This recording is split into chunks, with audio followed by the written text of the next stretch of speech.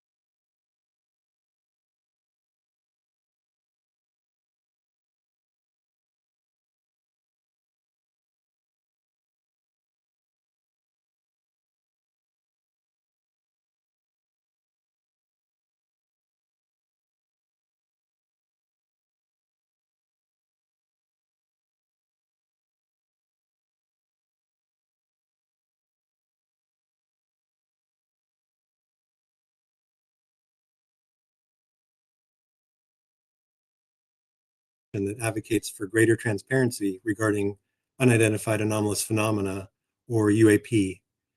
We also develop policy recommendations for federal, state, and local officials so that they may better understand and approach the complex issues which are raised by UAP. To that end, this is the second virtual town hall we have hosted this year to address public safety officials directly in order to foster an important dialogue concerning how local governments, law enforcement agencies, fire departments, and other first responders should develop policies on how to respond to UAP incidents and reports in their municipalities, and the importance of education and training for such incidents.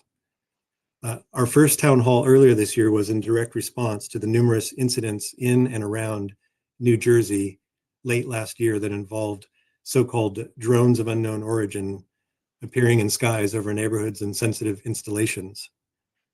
State and local officials were in the dark when it came to the origins of these mysterious objects in the sky, and they were left on their own to try and respond effectively in order to protect the public. As we learned in real time during that period, our federal government had no solid answers or refused to share solid answers about the potential threat to public safety these mystery drones might have posed. And whether the potential threat was coming from adversarial drones with prosaic origins or something else with seemingly ambiguous origins or anomalous origins, these incidents dramatically underscored the need for better awareness and preparedness by state and local officials in order to effectively protect the public.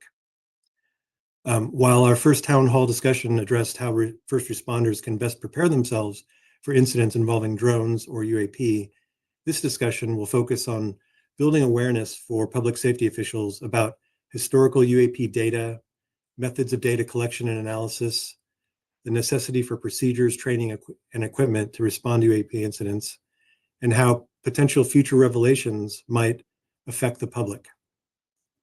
And so next, I'd like to introduce our esteemed panel of experts who will participate in our discussion today.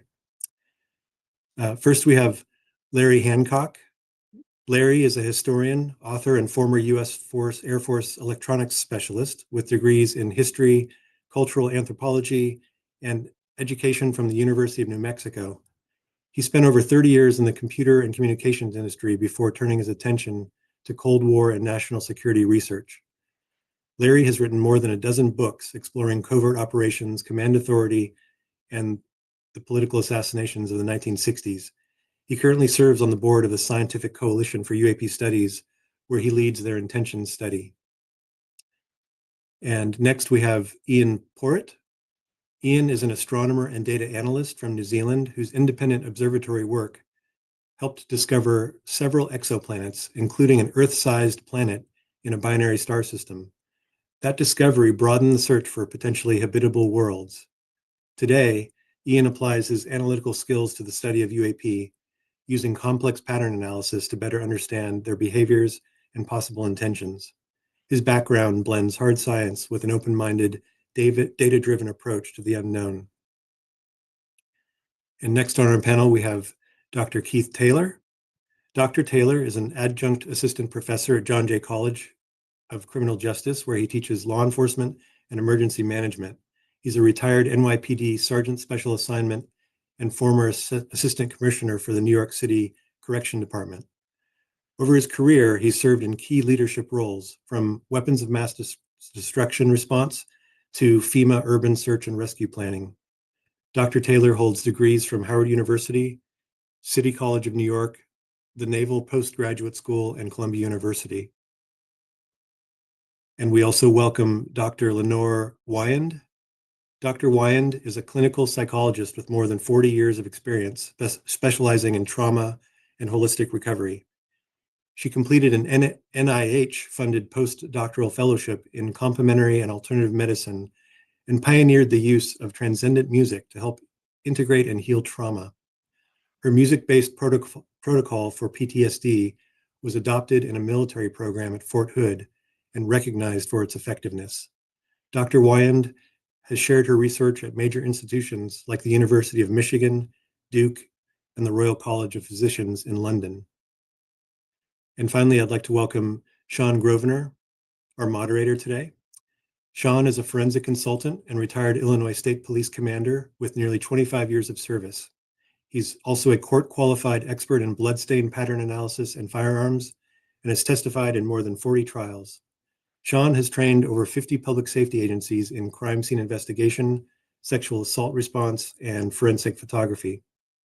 A graduate of the University of Illinois at Chicago, he also taught in UIC's Master of Forensic Science program and continues to advise organizations on investigative and intelligence matters. And now I would like to turn the proceedings over to Sean. Thank you, Yuan. Today, we're going to discuss the importance of collaboration between researchers, public safety professionals, and elected officials in support of public education on UAP, UAP incident management, and community wellness in response to suspected NHI contact. Regardless of what your belief is, there are a lot of reports. And when I say a lot of reports, we're talking about thousands. So part of this discussion is going to involve understanding the history behind these reported incidents, the data that shows the patterns relative to how often and the similarities that these reports contain, the preparedness of our public safety and government officials in making sure that our public is safe, and the overall psychological impact of these reports. The importance of establishing clear facts regarding UAP and NHI and an appropriate response by researchers, public safety professionals, elected officials, and the public is important. And by doing that, it is important that we examine all of the evidence to include the testimonial interviews, the photos and videos that are put out with purported images of real events, as well as any physical evidence that may exist. As the member of the audience, I'm going to ask you to do something. Consider how you would handle a formal disclosure by our government or any government regarding contact with non-human intelligence. I'm going to take it a little bit further. How would you handle it personally if you personally saw something that affected your worldview? That's what we're going to talk about today as part of this discussion, is to understand the public safety implications and the psychology associated with all of these reports regarding non-human intelligence and UAPs, especially in light of the recent disclosures that have been put forth at our congressional hearings. So to start off, I would like to introduce Larry Hancock, author of Unidentified, the National Intelligence Problem of UFOs, and lead investigator for the Scientific Coalition for UAP Studies. Larry, thanks for joining us today. I would like you to, if you could, please tell us a little bit about yourself and how long you've been studying UFOs and what have you determined on their legitimacy? Well, Sean, I've actually been following the subject since 1964. I was a member of two of the early civilian investigative groups, the National Investigations Committee and the Aero Phenomena Research Organization. After I retired, I began working on Cold War history research and spent something like 14 years in research and writing on Cold War era subjects, national security. Then I began to seriously focus on the national security aspect of UFOs, including the possibility of applying strategic intelligence practices to long-term patterns of UFO activity. As far as legitimacy goes, both the Air Force and the CIA determined early on that the anomalous objects were quite real. Simply no doubt about that. You find it in their internal memoranda and reports. They not only profile many of the same UFO anomalous physical and flight characteristics that are reported even today, but in classified memoranda, they highlighted the strategic focus of this early UFO activity. So obviously your research goes, far into the reaches of history, in the 60s, as you mentioned. Can you provide a summary of the most credible incidents regarding UFOs and non-human intelligence throughout history? Certainly, and these are exceptionally credible because they were investigated, and we actually have the Air Force investigative reports. We have a number of highly credible reports coming from close-range observations of UFOs by Air Force pilots during the early 1950s, from Navy pilots during the first 2 decades of this century. And many of those reports were supported by radar tracking. So there was independent confirmation of the UAP in the area of the observer. Well-documented close-range observations also come from military personnel at atomic weapons storage sites, strategic air command bases, and ICBM complexes. This comes out of the 1960s and early 1970s at a number of these complexes.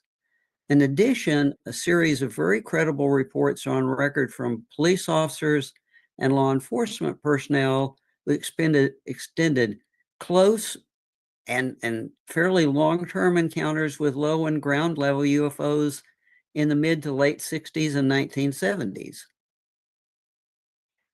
So you mentioned the witnesses being, government workers, law enforcement, people that have, consequences for providing false information. So we presume that there's some level of responsibility when these reports are being made.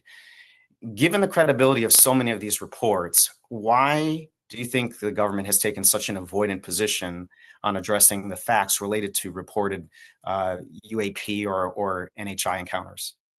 It appears that position is most likely a historical artifact.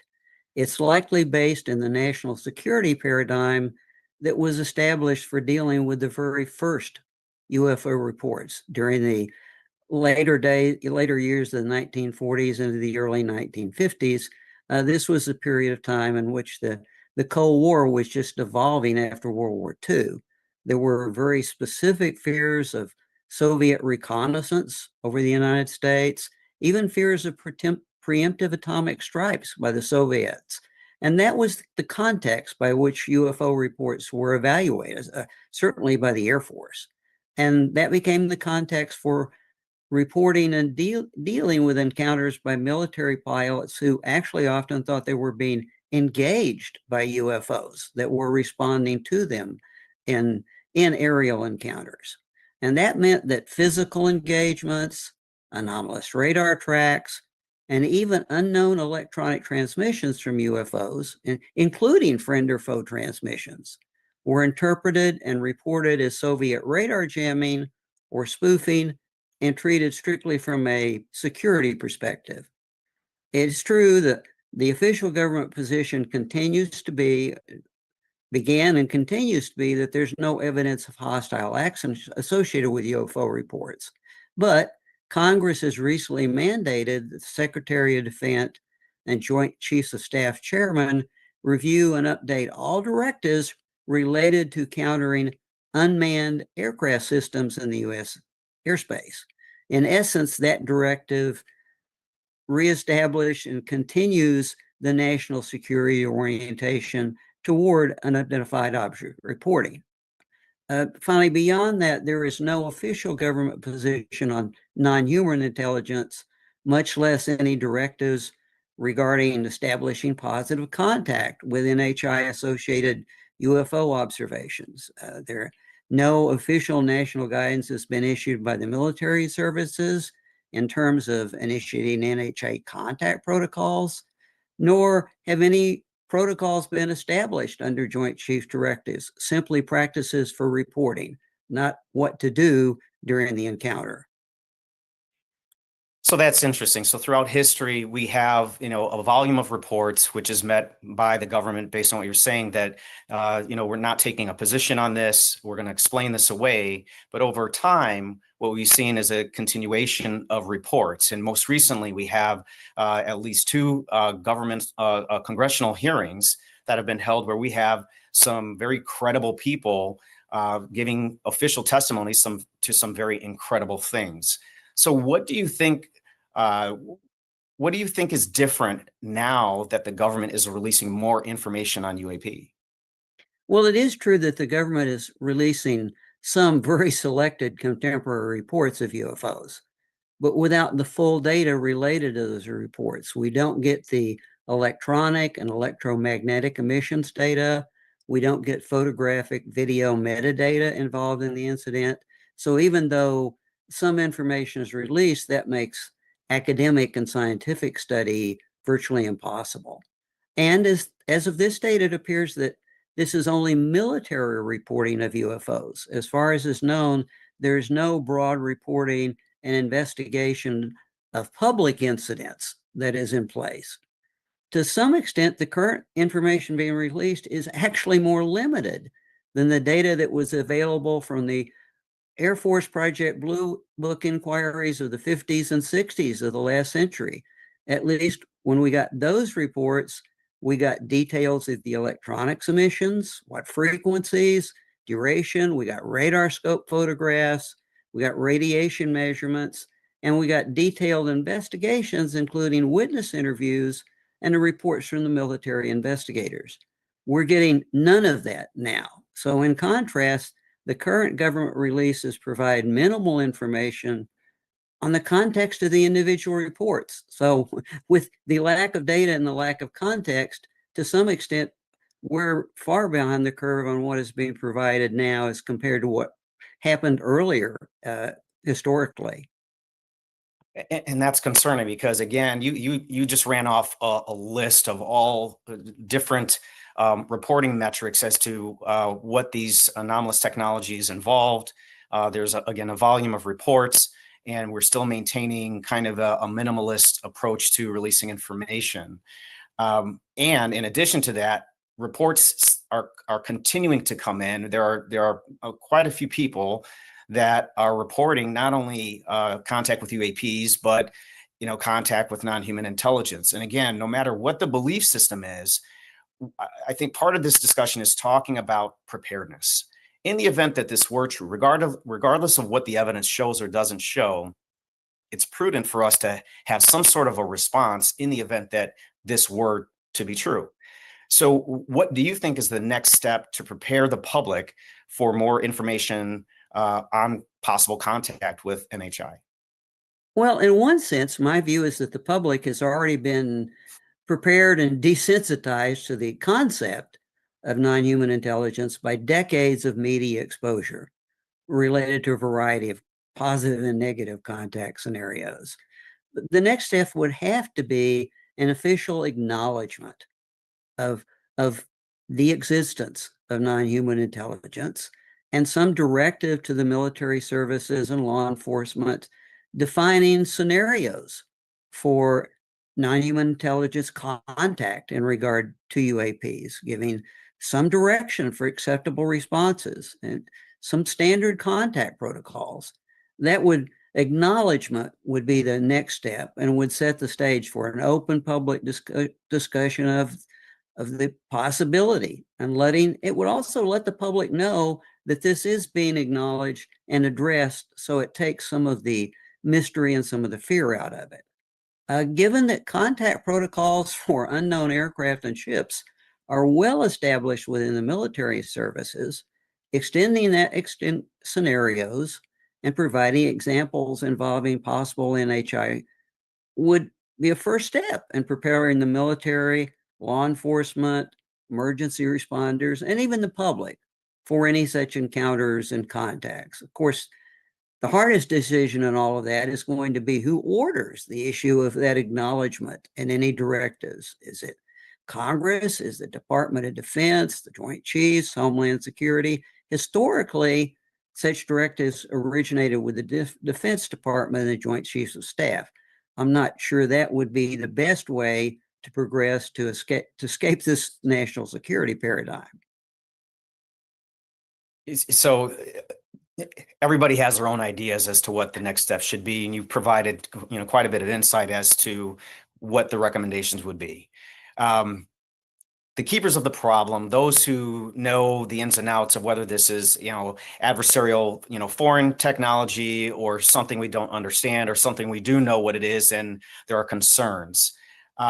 In the event that the recommendations that you're making are not taken, what do you think the government why do you think the government would continue to withhold information? What do you think are the reasons that, despite all of these options that are available to take a next step, why would they not do that?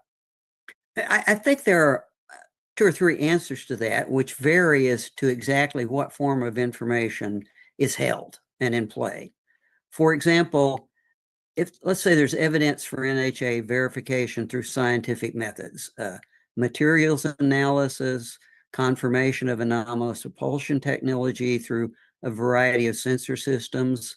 The problem with that is the temptation is that that's a lot of issues being suggested there for national security and our own capabilities, and that by itself might prompt concealment, even of minimal evidence for NHI. Beyond that, if you got to that point and made a public statement stating, well, yes, they are here, they show no signs of wanting to communicate or contact us, and we can't do anything to engage with them, much less oppose them, that might give pause in issuing any kind of a statement either, because that could very well in itself trigger public fear, panic, and certainly would have negative political consequences. Now, saying that we have confirmation of prior NHI attempts to contact us would raise the issue of lack of any response from us or any attempt on our part at messaging or communications, again, bringing up questions of embarrassing policy and political decisions that might not have been made when they should have been or correctly. And finally, probably the most dramatic would be if there is an existence and concealment of verifiable bidirectional NHI communications that we actually they're there, we can communicate with them, we can exchange contextual messages. That would be even more embarrassing, especially as the communications went beyond basic information exchange to any sort of dialogue. That would certainly be politically explosive, as well as disastrous in terms of international relations. It would also be highly damaging to any administration or political party involved in such a decision to be in NHI communications without informing the public. So unfortunately, there are a lot of both security and political reasons why different levels of knowledge might be held under control. Larry, you have a rich history in the research of this subject. We thank you for your participation in this panel.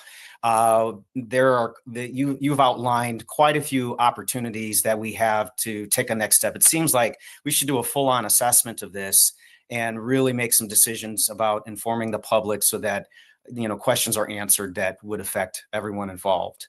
I asked you to invite you to stay on for our Q&A session after the panelist discussions. And for the audience, please submit your questions. We will have a question and answer session following the panelist session. Larry, thank you again for your contribution. And at this time, I would like to turn to Ian Port. Ian Port is a New Zealand-based data analyst, astronomer, and member of the SCU Intention Study Team. Ian, thank you for joining us today. I know it's early in New Zealand.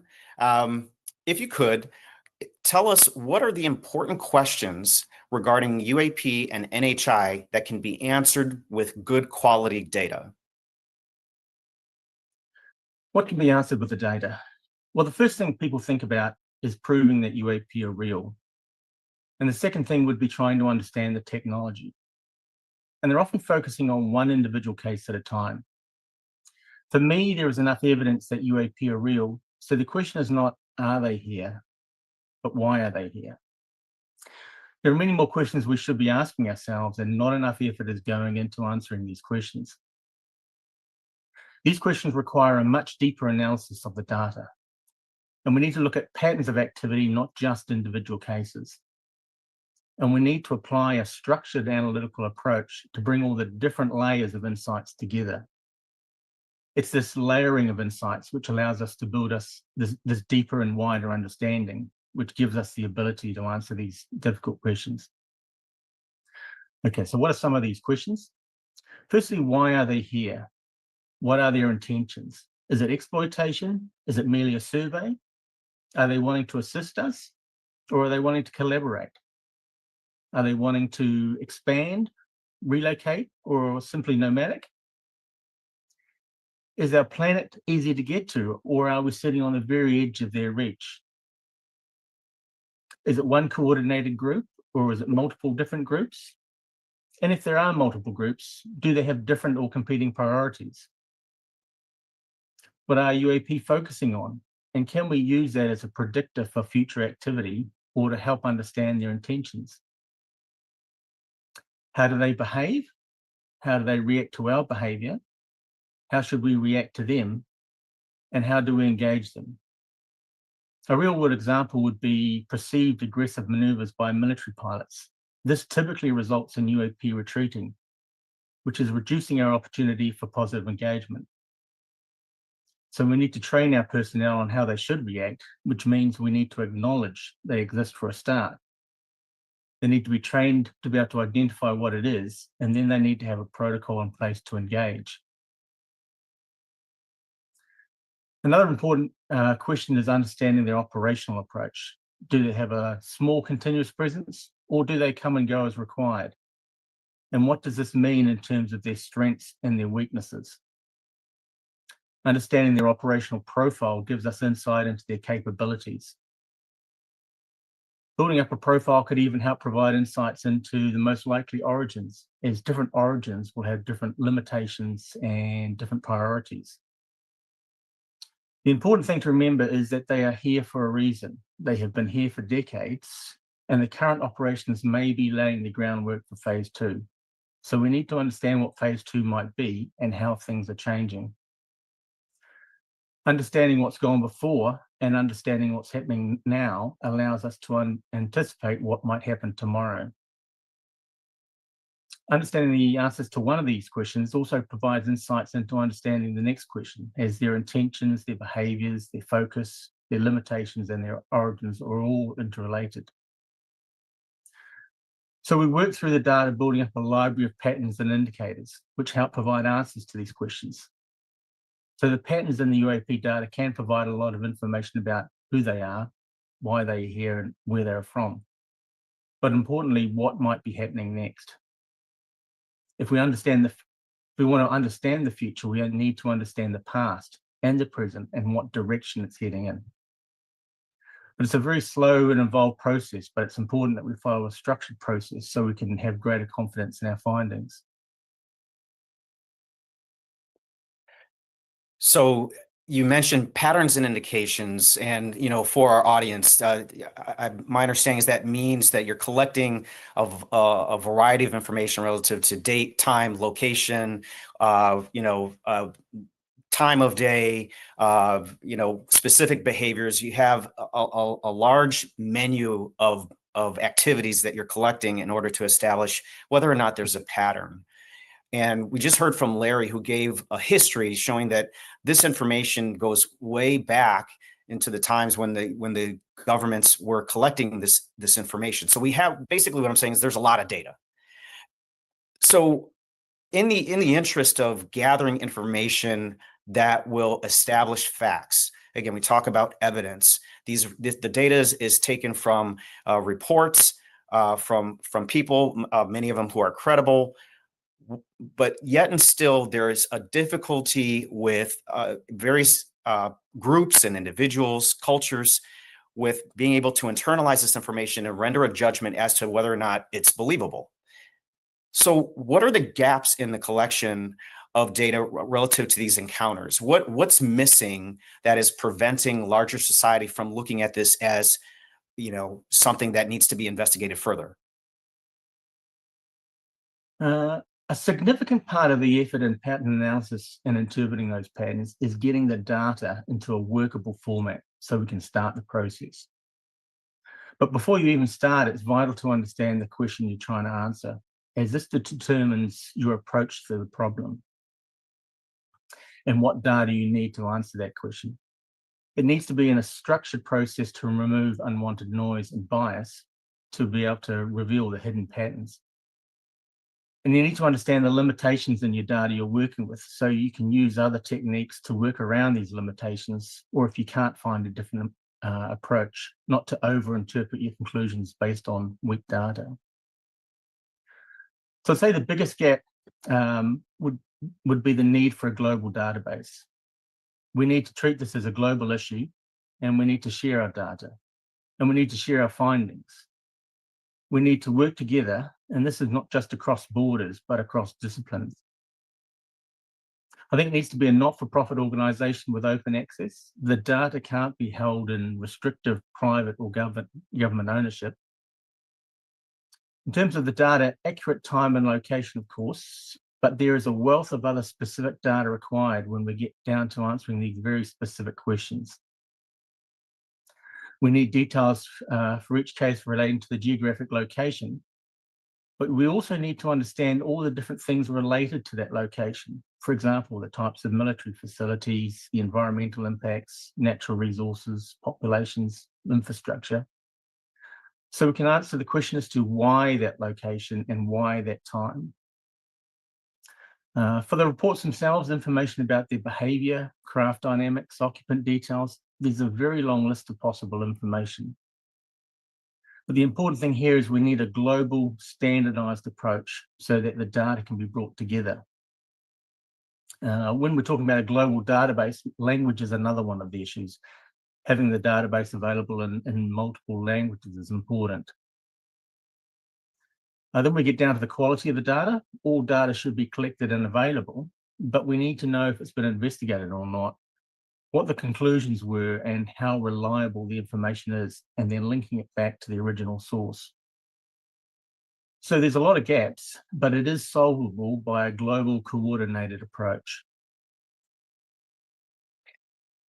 So the efforts currently, based on what you're saying, is that there's a lack of collaboration, which keeps everything separated, and so we're kind of stuck gathering information on what's happened in the past. And the opportunity for predictability with good data analysis seems to be slowed down or even obstructed. So keeping your recommendations in mind, what can we determine about the current state of UAP incursions and reported NHI contact from the data that we have been able to analyze? Firstly, the published analysis I've done so far has been focused on the US and during the period between 1945 and 1975. So I'll focus more on that period. But in order to understand what's happening now and how that might change, we need to understand what's happened in the past. And the past has some very useful data. From the study so far, I can say that there was a very clear focus on the atomic warfare development in the US. And this was at key facilities and at key times, and the activity was significantly higher than at standard military sites. There were clusters or windows of activity around different facilities, but we don't see UAPs over different facilities at the same time. Their operational approach is always sequential. They survey one site and then they move on to the next site. Even though there's a strong focus on the atomic warfare complex, their activity is always sequential, suggesting a deliberate tasking of activity, or their operations are limited by resource. In the 1960s and 1970s, we start to see more UAP reports involving the public, with an interesting cluster of activity between 1969 and 1974 around the Midwest of the US. In 1975, we have a cluster of activity in October and November around the Northern Atomic Deployment sites, including ICBM silos. So we start to see the switching back and forth between military and public focus. There was also a period in the 1950s where UAP responded to military friend or foe coded transmissions and responded back with a correctly coded response. We also noticed a change in behavior. During the 1940s, they were operating more during the day and engaging in what can be described as display type activities. In the 1950s and the 1960s, this began to change, and by the 1970s, it's almost exclusively at night for both the military and the public. While operating at night suggests a clandestine approach, the craft are often seen with lights. These lights could be for our benefit, so we're aware of their presence, or they could just be operational, required for the operation of the craft or operation of the task.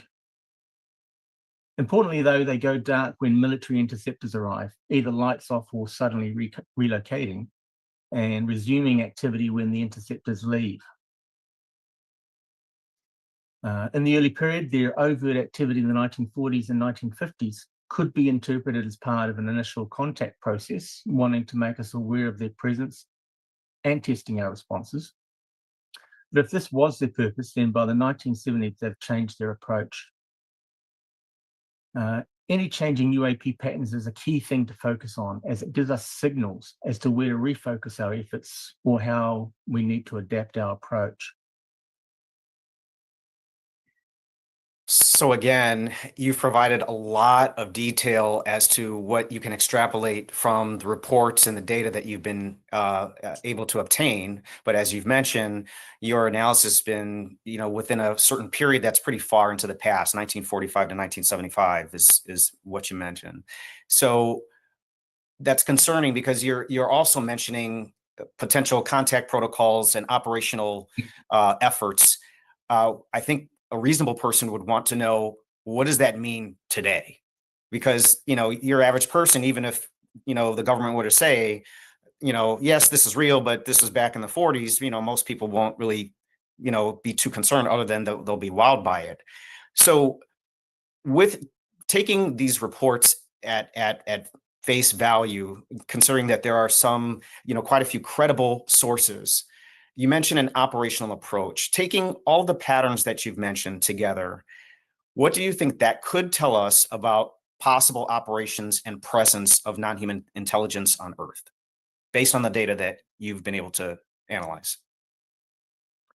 I would say that they've had a continual presence on Earth over this period rather than coming and going. And at least up until the mid-1970s, it wasn't a large presence. We see a continued baseline of activity, and the data relating to the US military and the public suggests their operations were sequential. This suggests a continual but limited presence. As mentioned, they appear to avoid direct engagement, operating at night time and avoiding military interceptors, stopping their operations when interceptors approach and restarting when they leave. This suggests either an operational vulnerability, or on a positive note, they're not wanting to put future engagements in jeopardy due to misunderstandings and negative engagements, so they've lowered their profile. There are peaks in activity late 1940s, in 1952, during 1954 in Europe, and in 1957 in the US. But these peaks appear to be related to their activity being more likely to be observed rather than an increase in resources. So the peaks are activity driven, not necessarily resource driven. So during this 30-year period, we're starting to understand some of their focus. We're seeing changes in behaviors and we're gaining insights into their operations. So again, our ability to predict hinges on collaboration. And you mentioned that, you know, many different organizations are collecting data, but they're siloed. They're separate, and there's not enough collaboration. Again, what value does research collaboration have with establishing strong predictability for data analysis? This is in the interest of knowing what's happening right now, what's going to happen in the future.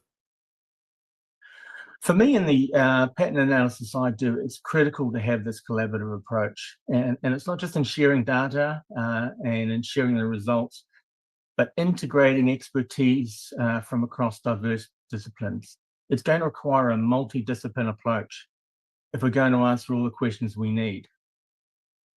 So we need a diverse set of skills, but we also need a diverse range of information, not just diverse in terms of UAP reports, but what else is happening?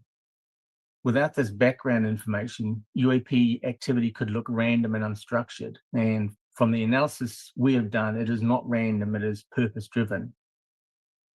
Having a wider and deeper database of global UAP reports and linked to external information databases so that we can understand what was happening at the time and the location. And importantly, how that relates to other activity elsewhere, so we can understand what's happening. So these silos, fragmented and unstructured databases, results in the analysis being a very slow process.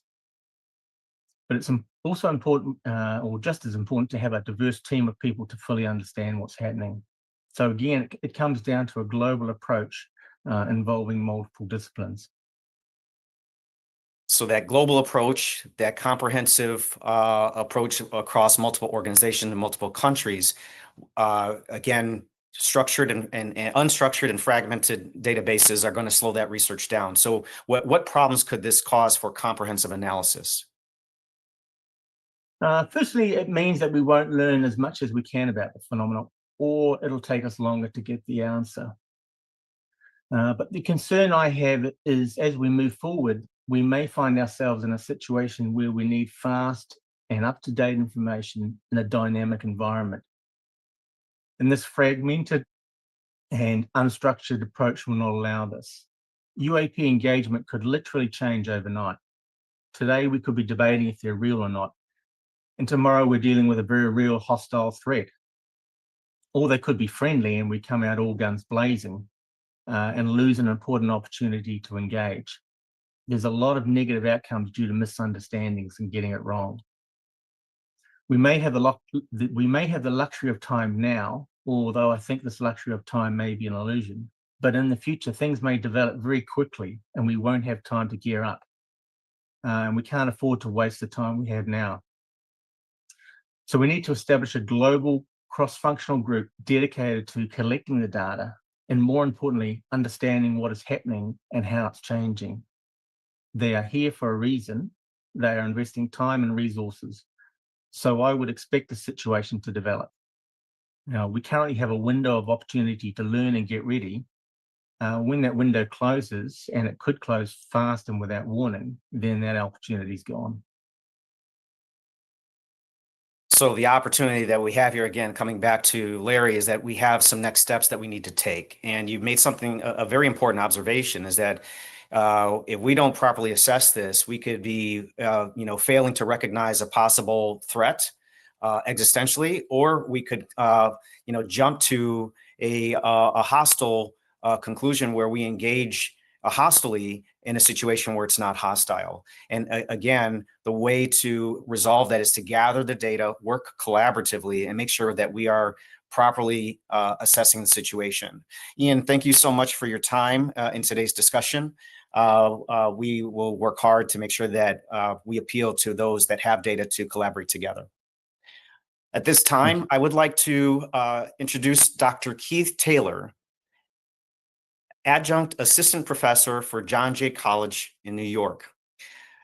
Dr. Taylor, we just heard from Ian and Larry regarding the history of the reports and the patterns relative to the geographic locations and the behaviors. We talked about the importance of collaborating where there appears to be a lack of collaboration and therefore limited data. And what it seems to be is that there's really two conversations going on here. There's the debate on whether or not this is true because there's insufficient data, insufficient evidence. And then there's the conversation of, well, what do we do about it in the event that this is true? We're entangled in is this real conversation that it's obstructing our strategic preparedness? In law enforcement, we trust our law enforcement and public safety professionals to keep the public safe by gathering evidence, conducting investigations to ensure we have the best information to make the proper decisions. So in your experience, how important is the role of public safety with respect to reported encounters with UAP or NHI?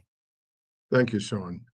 Public safety agencies play a crucial role, front line role when unexplained anomalous phenomenon incidents are reported. Police, fire, and emergency medical responders are often the first to investigate unusual sightings or encounters, which means that they must ensure the safety of both the public and themselves while dealing with an unknown situation. UAP incidents can pose concrete safety hazards, for example, mid-air collision risks or electromagnetic interference with communications equipment that have been documented during UAP encounters.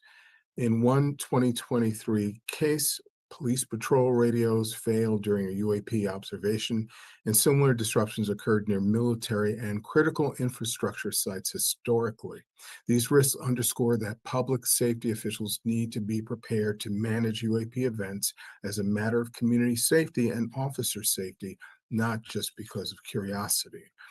As official recognition of UAP has grown, starting with the 2021 Director of National Intelligence UAP report and the congressional hearings that have been held in recent years, there is an expectation that public safety will treat UAP reports seriously and competently. Experts emphasize that protecting public safety hinges on collaboration and a proper handling of public concerns in the aftermath of UAP incidents. So if a citizen reports a strange object or even an encounter with an alleged NHI, non-human intelligence, the response by police or 911 dispatchers can greatly influence public confidence. A well-trained, informed response can prevent panic, preserve evidence, and provide credible documentation for further investigation. On the other hand, dismissing or mishandling such reports could lead to loss of trust or missed opportunities to collect important data. Historically, UAP encounters have occasionally resulted in physical or psychological effects on witnesses, including first responders. A DIA study described injuries from close encounters with unexplained anomalous vehicles, largely due to electromagnetic radiation effects. Law enforcement officers have been among those reporting health issues after UAP incidents, yet this was not widely acknowledged. The All-Domain Anomaly Resolution Office within the Department of Defense is studying adverse physiological effects of UAP exposure, and this lends further weight to the idea that public safety personnel must be aware of potential health risks and ensure proper medical support for themselves and civilians if a UAP incident occurs. So you went through quite a bit of information relative to government reports and public safety response preparedness, or the importance of that. Based on the volume of reports that have come and the active efforts of government to investigate, incidents related to these health effects related to these incidents, what type of policies and awareness training have been developed for public safety professionals to effectively respond to reported UAP encounters? I'm not aware of any police departments that have independently created policies addressing UAP incidents. However, a notable development is the Major City Chiefs Association UAP Reference Guide, created in June 2024. It was the first guidebook for law enforcement on documenting and responding to UAP sightings or incidents. The MCCA represents the chiefs of the largest U.S. cities and released this 11-page reference guide to normalize UAP reporting and educate executives of law enforcement agencies on what to do if their officers encounter something unusual. One of their members, Charlotte Mecklenburg Police Chief Johnny Jennings, said on a news program, "They're happening. It's important that we are able to report them. The goal is to ensure officers know how to detect, track, and report UAP incidents, and that their chain of command takes such reports seriously. By treating UAP incidents or sightings as legitimate calls for service, this policy guidance aims to remove stigma and encourage proper documentation." Key recommendations from that guide include how to observe and describe anomalies, safety precautions, and the importance of timely reporting through whatever channels are available.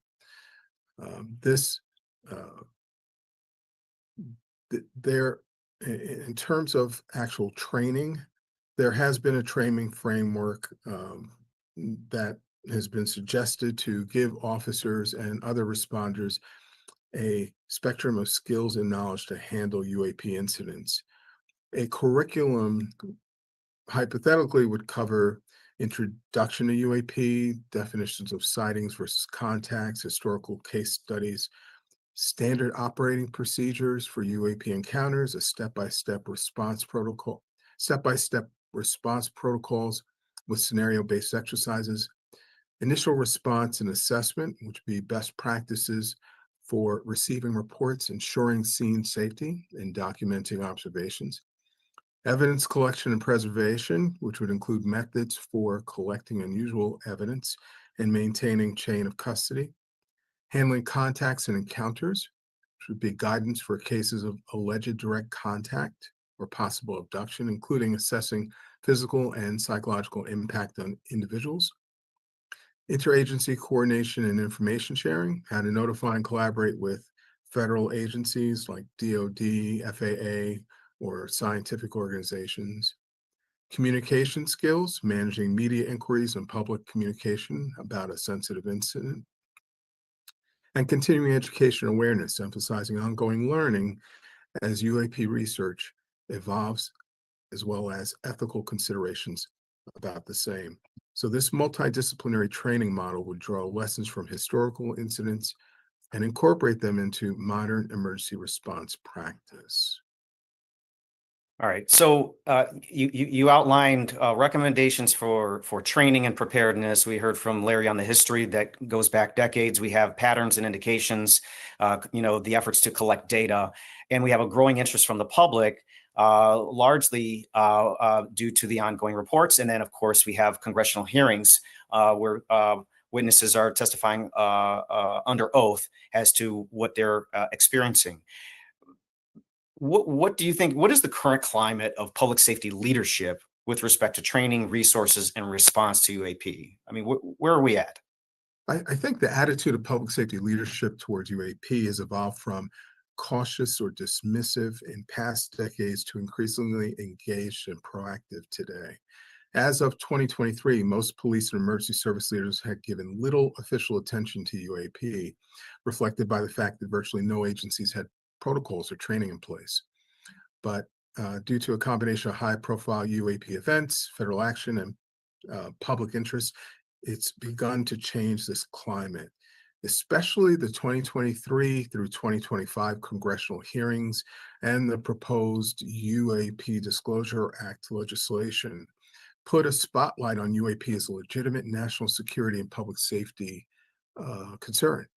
So this high-level validation has prompted many public safety leaders to take the issue most seriously. And again, the Major City Chiefs Association UAP Reference Guide signaled to its members that UAP is an emerging issue that issues that police chiefs must prepare for. Okay, so it sounds like there is an emerging interest, from our local and county and state agencies, as well as our federal government. What resources and strategies do you think would be helpful in appropriately responding to UAP encounters? There are several key resources and response strategies to ensure appropriate and effective handling of these incidents. Establish standard protocols and reporting processes. So developing clear standard operating procedures for UAP incidents so that officers, dispatchers, and emergency managers follow a uniform process when a sighting or encounter is reported. So this would include a standardized reporting mechanism to collect data in a consistent format across local, state, and federal levels. As of now, we don't have any official national reporting system for law enforcement, so agencies may need to create interim solutions, say contact with local fusion centers or with Arrow directly.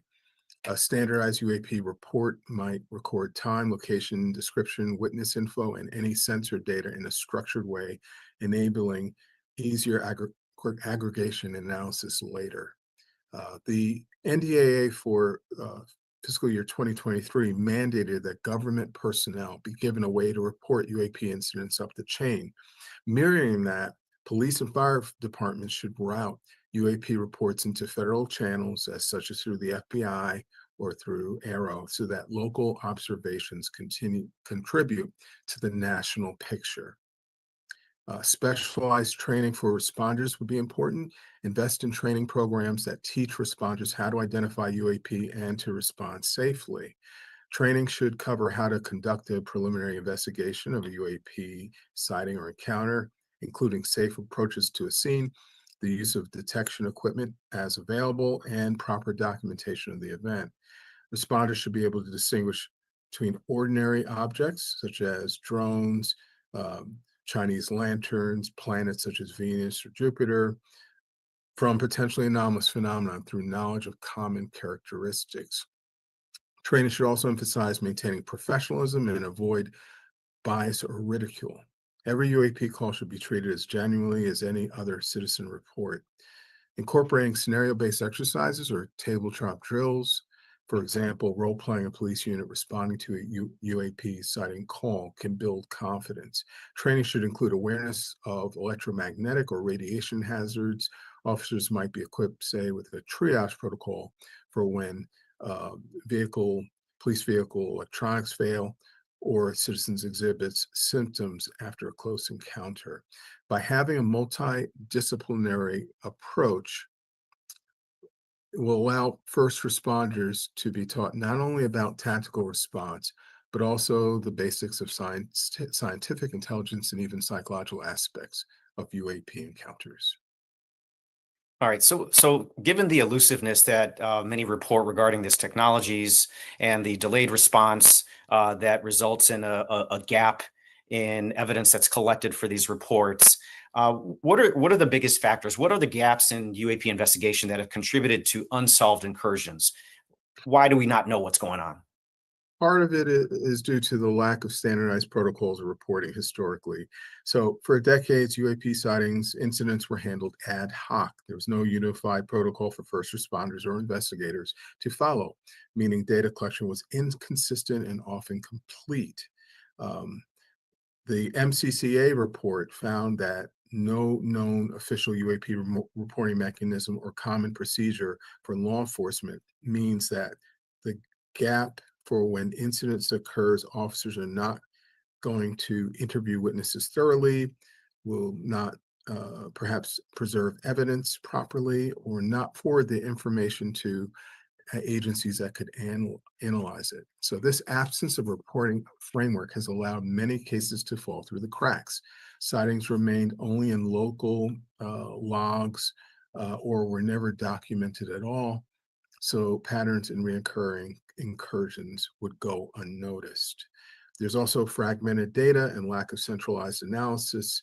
Because UAP reports have historically been scattered among various organizations, military databases, civilian groups, academic archives, etc., There's no single repository of systematic sharing of UAP information. So the NASA's 2023 UAP study team pointed out that, quote, the multitude of civilian reporting centers, unquote, has hindered efforts to get a clear understanding of UAP prevalence and characteristics. Even within government, stovepipes have existed between the Air Force, FAA, intelligence agencies, and local authorities. This fragmentation meant investigators would often lack access to the full picture. A local police authority might not know that the object a citizen saw and reported was also tracked by military radar, for example. Similarly, clues that could solve a case might be held by another entity unbeknownst to investigators. So stigma and underreporting is also a very real problem. The historical stigma around reporting UAP meant that pilots, police officers, and citizens hesitated to report sightings for fear of ridicule or career repercussions. This cultural reluctance led to massive underreporting. As former Navy pilot Ryan Graves testified to Congress, 95% of the incidents that he estimated went unreported due to a lack of a safe standard reporting mechanism. The result is that investigators are only aware of a fraction of events. Stigma also meant that officers did not take initial reports seriously, potentially dismissing witness accounts or opportunities that were witness accounts or not logging calls as UAP related. Consequently, valuable evidence, timely response opportunities were lost. Insufficient physical evidence and data quality. Many UAP incidents lack sufficient evidence to draw firm conclusions. Encounters often rely on eyewitness testimony, which, while important, can be subjective and hard to verify. Hard data like clear photos, radar tracks, and material samples are rarely obtained. Investigative bodies like the Scientific Coalition for UAP Studies have identified criteria for a credible case, and they have to, unfortunately, decline investigations when reports don't meet minimum information thresholds. Common scenarios that a single witness sees a strange light with no corroborating recording. Such cases often remain mysteries due to lack of verifiable data. Even when evidence like photos and videos exists, they are sometimes low resolution or the chain of custody is broken, so authenticity is in question. This gap is gradually closing as more people utilize smartphones, and the amount of data of evidence through video evidence is increasing. But the majority of legacy UAP reports have limited forensic evidence, which hampers definitive investigation. All right, so you gave volumes of recommendations and volumes of problems that result from gaps in investigative procedures. Given the recent congressional hearings on UAP, what is the principal priority that you would recommend that the public safety community be doing to better respond to reported encounters with UAP or NHI? What is the primary focus that we would ask of our public safety agencies to focus on relative to these incidents? So the public safety community should respond proactively to better handle reported encounters with UAP. Key steps would include implementing training and protocols now. They should not wait for federal mandates. They should begin incorporating UAP scenarios into their training curricula and field protocols immediately. The congressional hearings confirm that UAP sightings and incidents are occurring and are often not properly handled. So police and fire departments can adapt the emerging best practices into their own standard procedures. For example, police departments could issue roll call training bulletins summarizing what steps an officer should take if a citizen reports a UAP, whom to notify, how to document, and how to approach these scenes. Fire departments and EMS should likewise plan for unusual situations. For example, responding to an unknown object crashing or assisting individuals who claim some sort of contact with NHI. The development of a model UAP response policy by respected bodies like IACP or NFPA could be accelerated by referencing congressional hearing findings. and agencies can customize these models to local needs. They need to also consider aligning with legislative and federal initiatives. Congress has been active through the NDAA 2023 and 2024 amendments and proposed bills in creating frameworks for UAP reporting and transparency.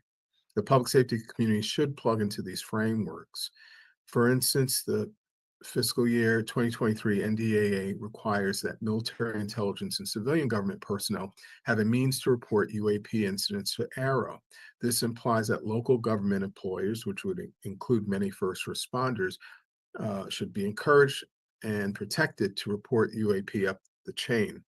Public safety leadership should make their officers aware of this channel and encourage its use for any significant incident while still following immediate local reporting as appropriate. By staying aligned with federal efforts, ARROW's work in particular, NASA's research and FAA reporting systems, local agencies can ensure that they are part of this larger solution and have access to the latest information. They should also enhance communication with public engagement. The congressional hearings have made UAP a mainstream topic, so the public will increasingly look to local authorities for answers or to report their own sightings or incidents. The public safety community should be ready to engage openly with the public on this issue. During the hearings, transparency was a major theme, with lawmakers and witnesses alike stressing the need to reduce secrecy. Public safety agencies can mirror that by being transparent about their UAP response efforts. If an unusual incident occurs and becomes local news, agencies should consider holding a brief press conference to acknowledge it, even if the explanation isn't yet known, and to discourage speculation. The key is to show that law enforcement and emergency services are approachable and credible on the subject, which will in turn encourage timely reporting and reduce misinformation. So in essence, public safety should help set a fact-based narrative emphasizing safety and investigation and reducing the opportunity for disinformation to occur. All right. So again, so the priority is that, public safety, we really need public safety to act and not wait on a federal mandate and proceed with, the inquiry and investigation as it would for any other reported incident. And very often when it comes to the allocation of resources, we're in a catch-22. The executive decision makers require evidence in order to allocate resources. And of course, in order to gather the evidence that is needed to justify those resources. So what additional information do you think is needed to justify allocating those resources? What more information does our public safety community need in order to say, hey, okay, I haven't personally seen anything. There's a lot of people that haven't, but there's this group, or there's some people that are making these reports. And now there's a lot of talk about it at the federal level. What do they need in order to mobilize resources, to allocate taxpayer dollars to those resources? There are certain types of information that are particularly useful and needed. Quantitative data on UAP incidents and trends. Decision makers respond to numbers. Having solid statistics about the frequency, location, and nature of UAP reports will help justify resources. For example, if an agency can show in the past year they received 200 credible UAP reports via 911 or officer sightings, that indicates a non-trivial workload that merits training and analysis. National data is also important. The ODNI's UAP report for 2022 cited 510 UAP reports logged by the military and ODNI, of which 171 remain unidentified after analysis. If further annual reports show an upward trajectory in sightings, this trend could be cited evidence that UAP encounters are increasing and we need to be ready here at home. Additionally, information on near misses or safety incidents related to UAP will carry weight. For example, how many pilots or aircraft had to take evasive action to avoid UAP, or how many law enforcement officers reported equipment malfunctions or health symptoms during UAP events. Concrete incident logs and case studies with dates, locations, and outcomes compiled at a national level would help local police executives to be able to say, this isn't hypothetical. Here are documented incidents where public safety was at stake. Recent efforts to encourage reporting, such as the FAA and NASA, considering using the Aviation Safety Reporting System for UAP, should yield more of this safety data. As that data comes in, it should be shared in aggregated form with local agencies to inform their risk assessments, which leads into the second type of information that would be important. Risk assessments and threat analysis. Beyond raw counts, the nature of UAP encounters needs to be characterized in terms of potential threat. For resource allocation, it makes a difference whether UAP are seen as a minor curiosity or a significant public safety hazard. Information is needed in questions like, what is the likelihood of a UAP causing harm? The hearing testimony by Ryan Grace already labeled UAP as an aviation safety risk, citing proximity to aircraft and critical sites.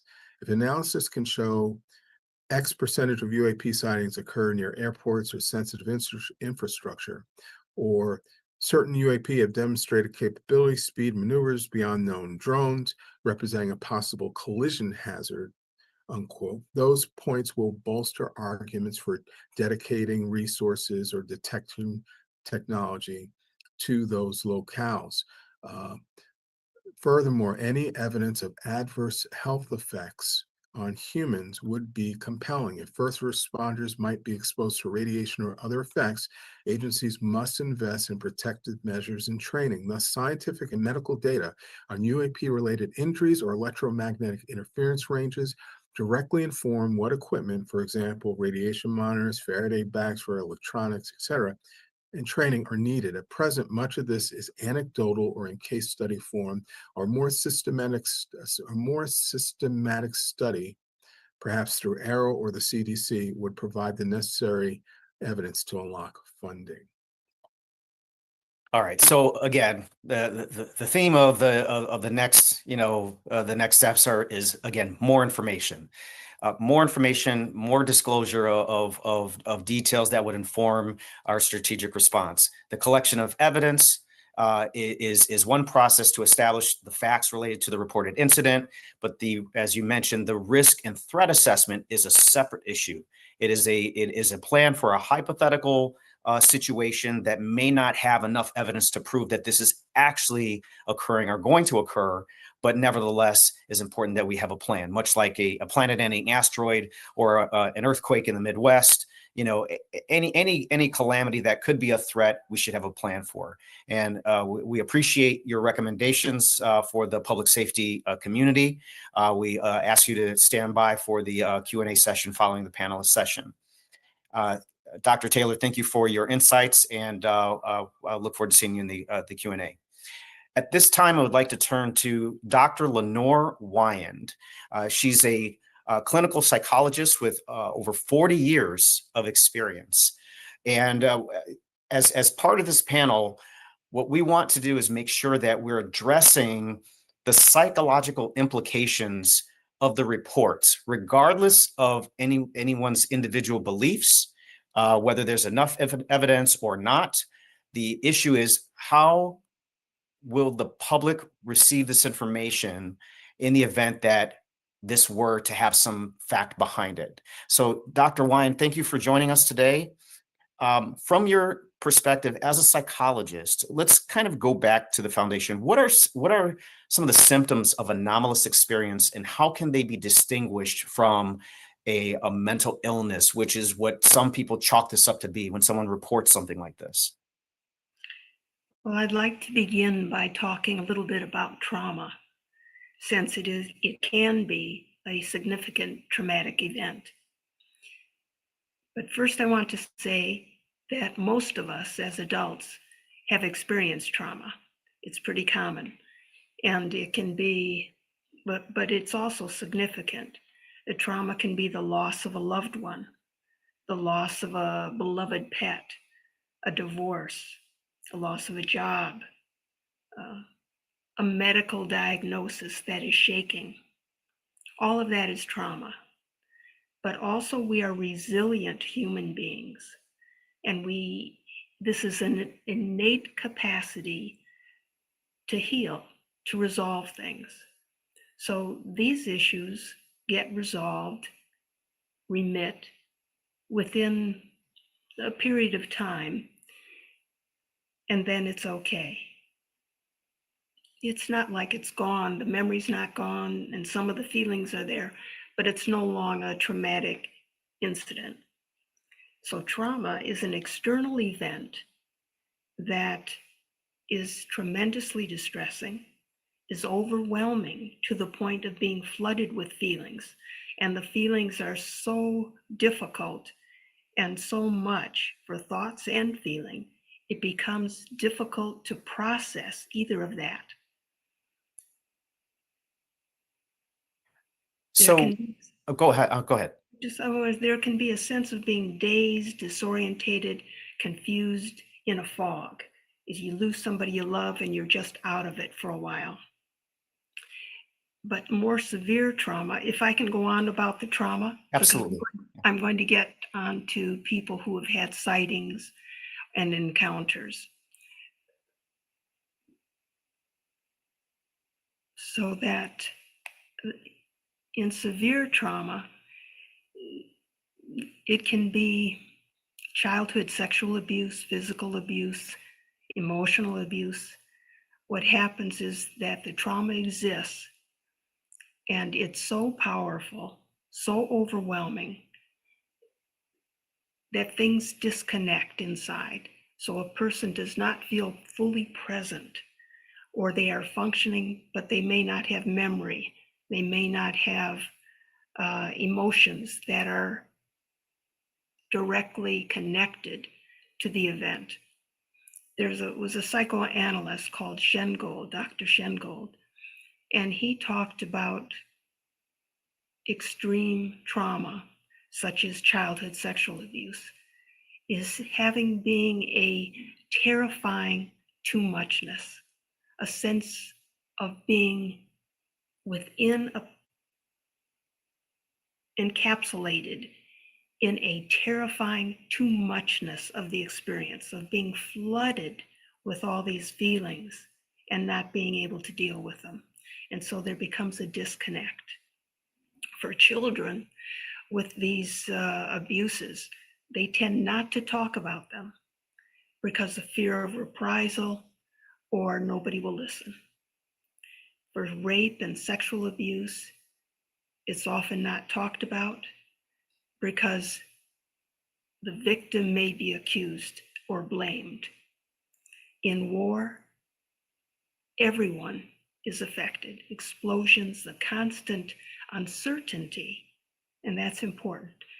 The people dying, injuries, no food.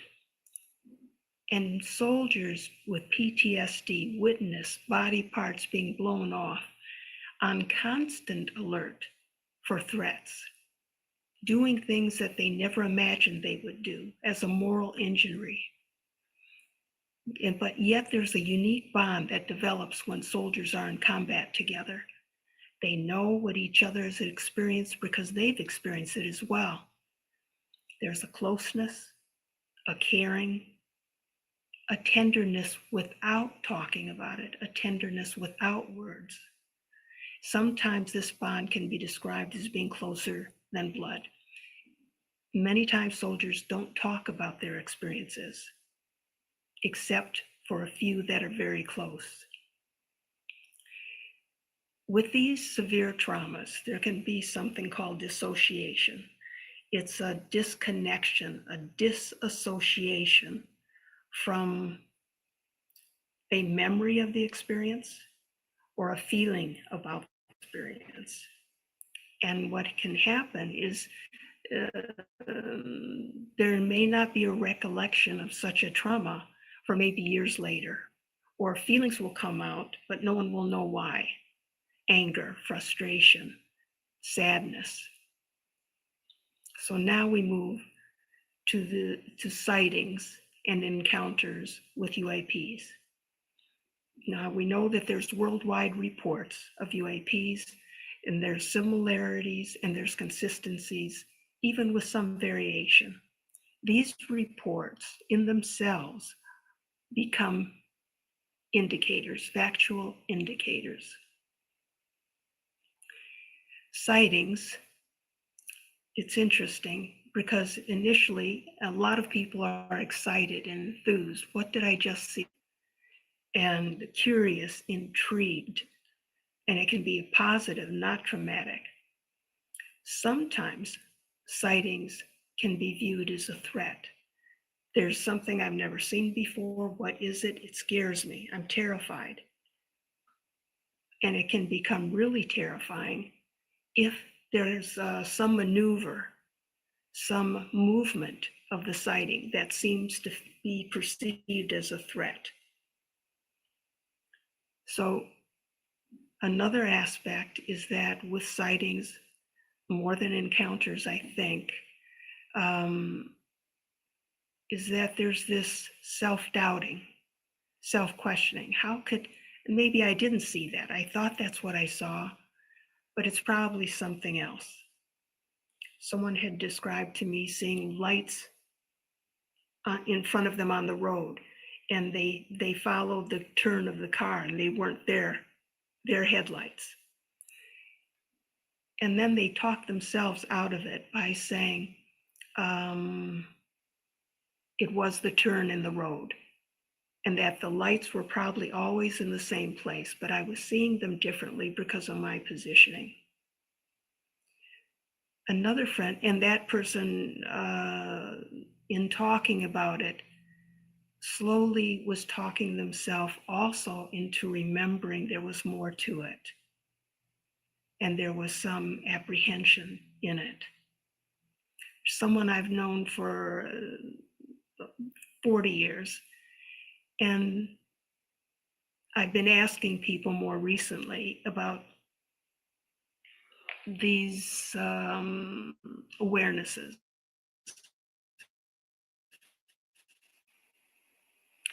And they were quiet when I asked them. And they said, well, in a rural area, and it was dark, and they were walking with 3 little children, and they saw light over the lake. They became scared visiting. Eventually, they calmed down, and that friend walked them back to their home.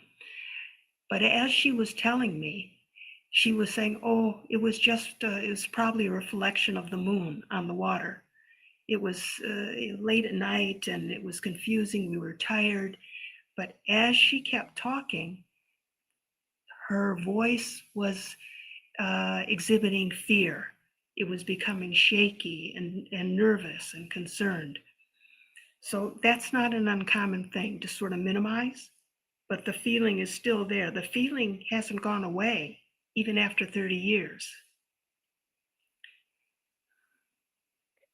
So and thank you for that, for the breakdown of the traumatic, different types of trauma and the similarities between PTSD, sexual assault, child abuse. Any type of traumatic experience is akin to a response that from someone who might report contact in this fashion. And as we talk about the effects on the person having the experience, an entangled factor is the response of the person that did not have the experience, the wider public that may not have had any exposure to this, or due to personal beliefs, has a difficult time really being empathetic. So what kind of support should be made available to someone who reports contact with UAP or NHI, considering those factors of the believability and holding it in? What kind of support would you hope to see? Well, I'm going to say just a little bit more about people who have encounters, and then yes, the aspect of wanting to be believed, because when people have encounters, and there can be a distortion in memories, but the feelings are all real, they can experience an extreme sense of threat and seeing something they've never seen before, and it becomes close. It's terrifying. And when there's also this sense of helplessness at what's being experienced, It's again that terrible too muchness of being flooded with feelings and overwhelmed. And so there can be rage later on. Certainly there's anxiety, hypervigilance, difficulty sleeping, confusion, disorientation, and not wanting to speak about it because of fear that I don't want people to think I'm crazy, think I'm deranged, think I'm weird, that I'm making it up. And I don't want to be diminished.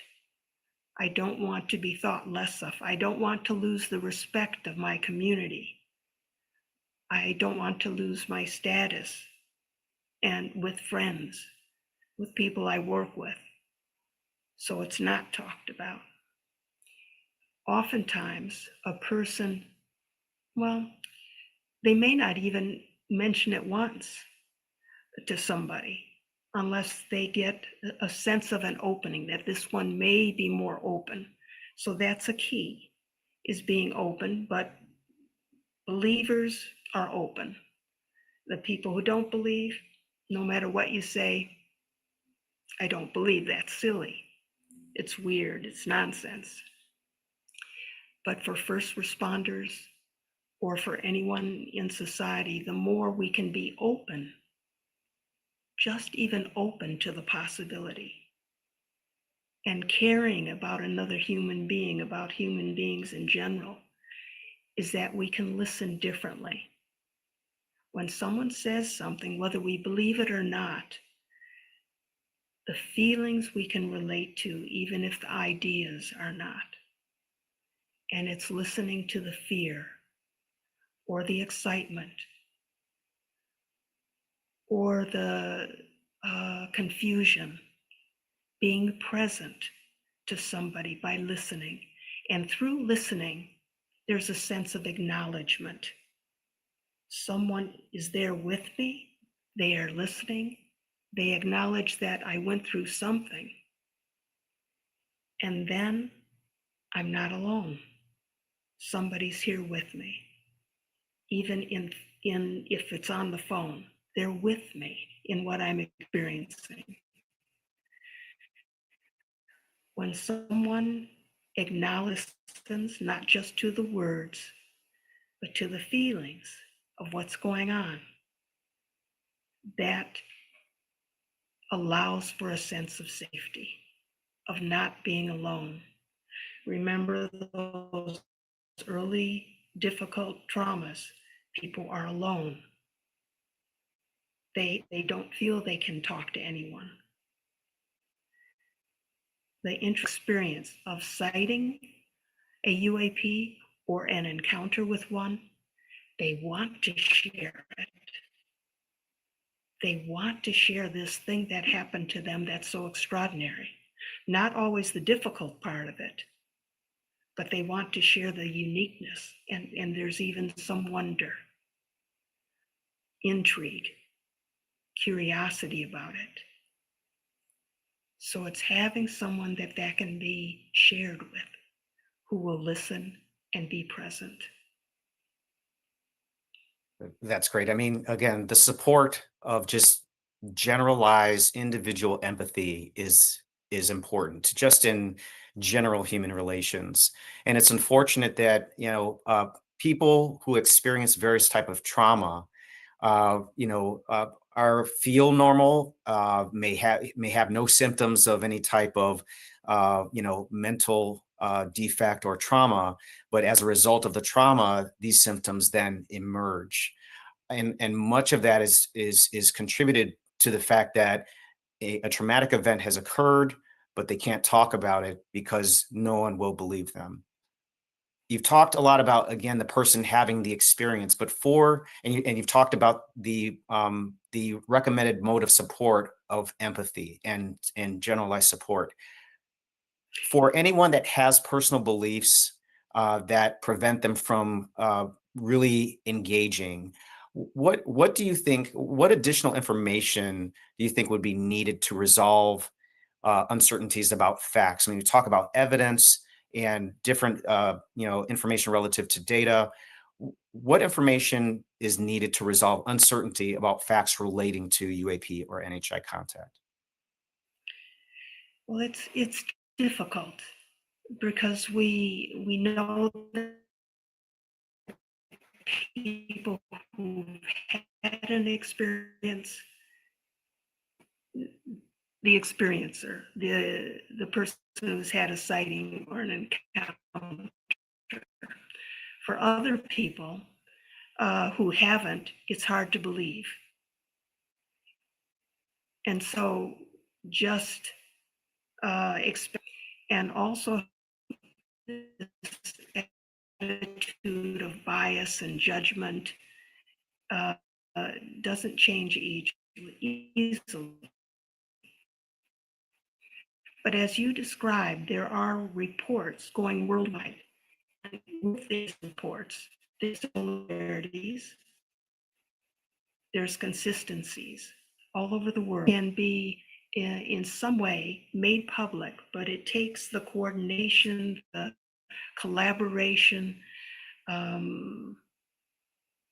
organizing to allow reports to be analyzed, assessed, and see that this is not as uncommon as they thought. It exists, and they're similar.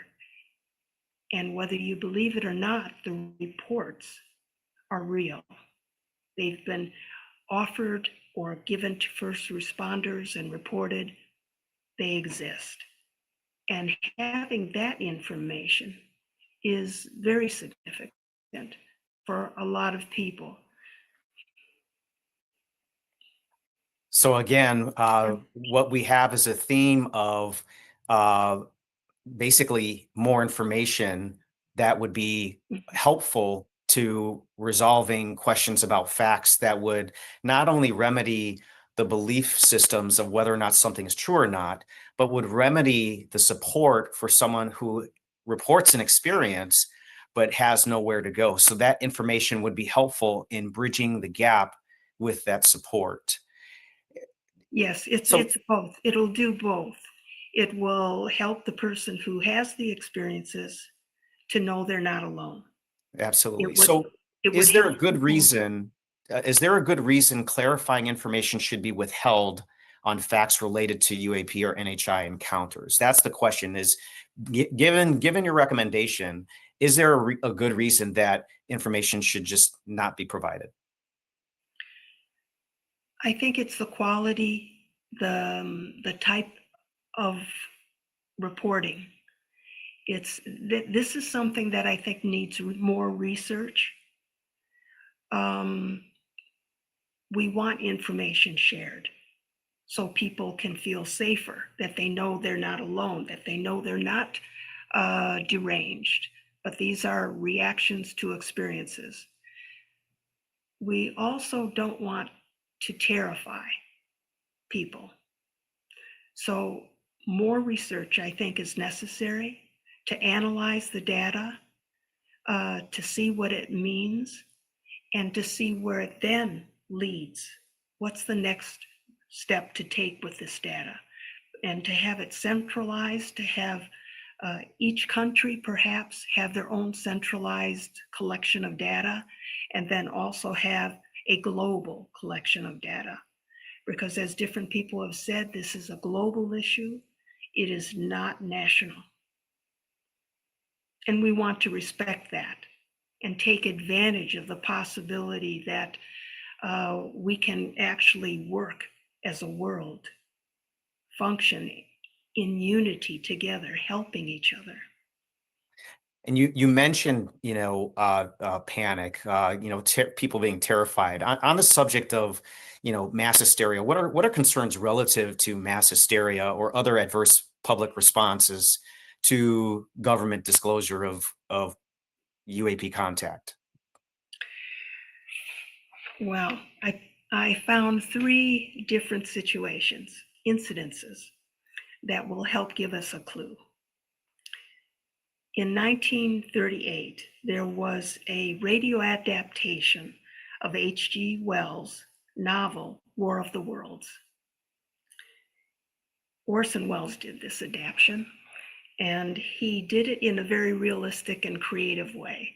There was a regular program, and then he would come in and break into the radio program that was going on, saying, this is a news alert, something has just happened. It's creating a huge disturbance. We don't know what it is. Stand by, we'll get more. And then it goes back to the program. So everyone's paying attention, what's happening. Then he comes in again, the Martians have landed in this area of the city, ... And people are taken in, they think it's real, because many people did not hear the beginning of the program that said this is a fictionalized novel that's being done on the radio. So people are getting scared. And the more that happened, the break-in of Orson Welles saying what was going on in this novel, as if it was true, people did panic. People were getting in their cars, moving across cities. So there was panic. That was in 1938, after World War I, about a year before World War II. There were tensions occurring in Europe and all over the world. People were beginning, or at least our country and other countries, beginning to be concerned and on edge. And then the timing of this is significant, and it did create panic.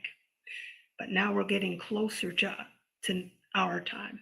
In 1996, in Ann Arbor, Michigan, there were a number of sightings reported, enough so that an astrophysicist, Dr. Hancock, was brought in as a consultant for the Air Force. The finding was swamp gas. Of course, most of the witnesses did not finding. There was no panic.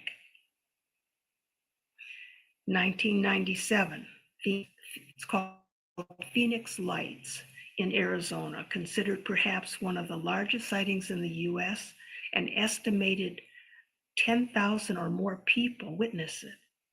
They saw a large V-shaped light, sometimes people would say a boomerang shape, over the city. The military said they investigated, and what they found was that their response was, this is military flares. Again, a number of the witnesses did not accept that finding. And again, there was no mass hysteria, no panic. Are we moving to a time with the different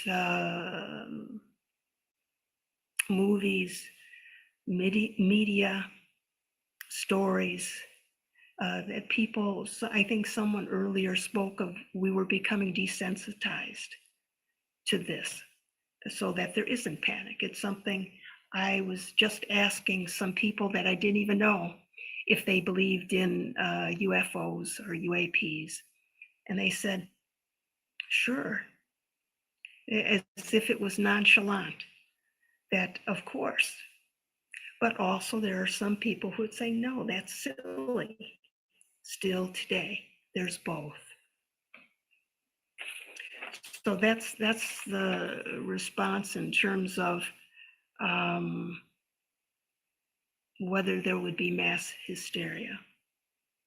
So in short, If there your would assessment be- is that, you don't see strong indications that there would be a hysterical response by a government disclosure regarding this.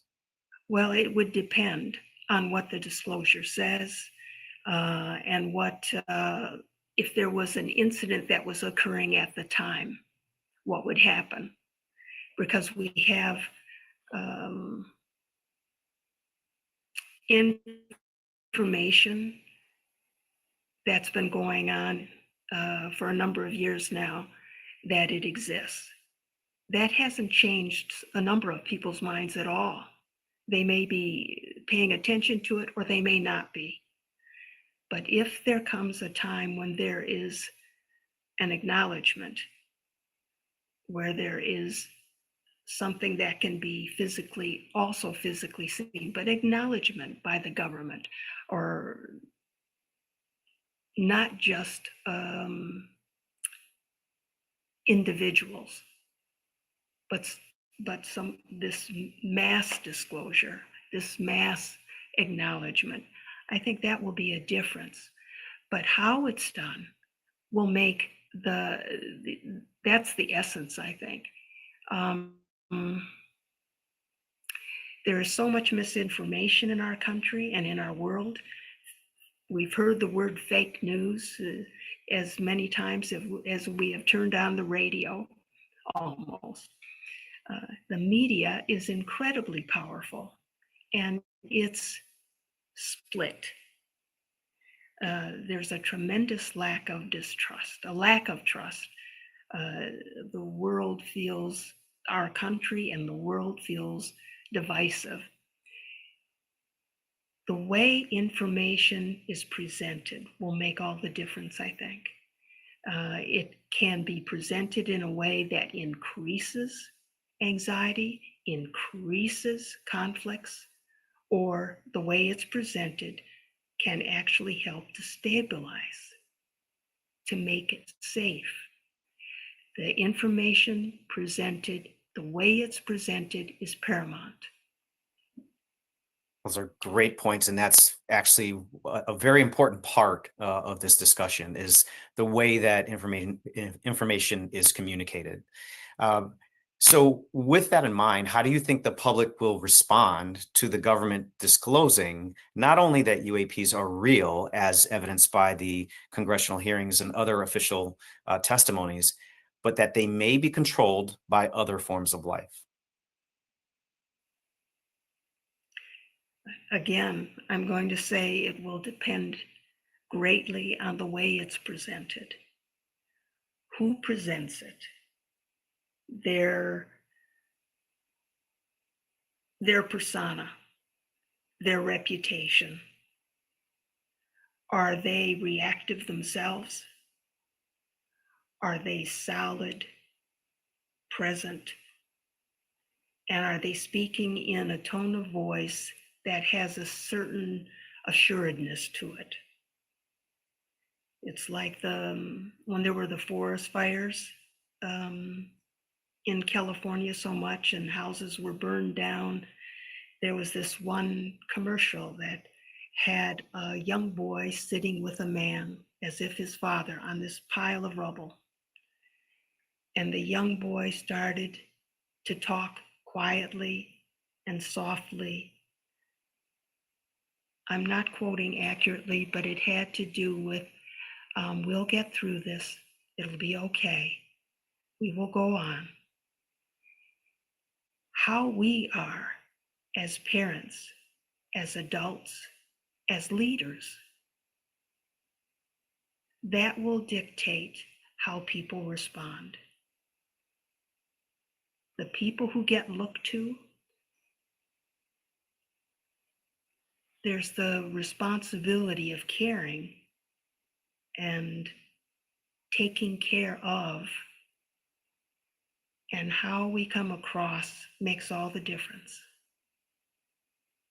Absolutely. Dr. Wine, thank you so much for your insights today. This is a very important part of the discussion, and what we're working toward is whatever information that is available regarding these reports, whatever our subject matter experts and our official researchers and officials know about this. We're trying to make sure that we're advocating for a proper release of information that will allow everyone to make the best decisions, for the greater good. At this time, we're going to begin our question and answer session. For our listeners, please submit your questions. Our panelists are ready to respond to any questions that you have. At this time, I'm going to throw out a question here. Larry, I'm going to throw this one to you. This is regarding the media, and then we can, other panelists, we can also jump in. Why is the mainstream media so blind about disclosure? Larry, you're muted. I was being good, now I have to talk. All right. An interesting question about that perception. I mean, the mainstream media has covered the congressional hearings. They've covered AARO. They've given quite a bit of attention to Luna's congressional committee hearings on UAPs. So, to some extent, it's not that they're not covering the subject. I think all of us who've been involved in it have seen that there's been mainstream media. Of course, it's hard to say what the mainstream media is today, differentiating social media from broadcast media to streaming media. But there's been a lot of coverage of the drone incidents. I guess the question comes down to disclosure per se, and the question of what do we know and what is not being disclosed, and that debate. That debate is occurring in Congress, in the committees, it's occurring online, but you don't see that covered on 60 Minutes. You don't see that covered in the traditional mainstream media. So I think to parse the question down, the mainstream media is covering UAPs, drones, congressional hearings. What they're not covering is specifically the question of disclosure. And some of the questions that you asked earlier, Sean, it's sort of like, what is the government? How does the government determine if they're going to do that? Who do we expect to hear it from? Is it going to be treated like a tornado warning or an earthquake warning? How is this going to be handled? And I think that backs into the fact that still we have not acknowledged NIH. There's been no official acknowledgement of non-human intelligence, certainly not associated with UAPs. Until we pass that point, what is the mainstream media going to say? It's just going to be fluff and discord because they can't discuss that one essential element. It's all peripheral. So I guess that would be my answer. They're talking about UAPs. They're talking about what's being shared and what's being withheld. But what they're not talking about is the core question. Nobody is asking the president or key Congress members, when are you going to take a position? Yes or no? Because it's pretty much what it's going to have to be. Yes or no. It's been 70 years, so you ought to be able to go one way or the other. That would be my point, is that it's a matter of avoiding the question. What is going on is avoidance, not it's not covering up. It's just literally sidestepping the key question. Sure. And Dr. Taylor, I want to kind of dovetail on that response from Larry. With your background in law enforcement that we heard in your bio, every law enforcement agency has a public information officer. Can you speak a little bit to what some of the reasons are that this information not be covered by the mainstream media? And this is, again, with the inside knowledge that, departments don't often release certain pieces of information to preserve the integrity of an investigation or to make sure that there's no interference with the investigation. Do you have any insight as to the media response or lack of response on this? I would say that there may not be a lot of facts for to report in terms of a sighting, for instance, and so that, in combination with an avoidance of dealing with an issue that has a lot of stigma with it, unless you absolutely must, is probably a means of determining whether or not resources will be utilized for the purposes of providing public information about an incident. They're given not having any kind of official guidance on how to deal with these things means that agencies are left to their own devices, and most will not report it, just as they don't have any protocols on dealing with or investigating these types of incidents. Again, that's important. And in your prior recommendations in terms of, policy and protocol, it might be a consideration to include media to participate in some of this training, because again, the release of information, as we talked about, the evidence for resources is important. So the more information that we can get broadcast and more awareness, then there's more sensors that are collecting the information and saying, hey, we really need to kind of pay attention to this.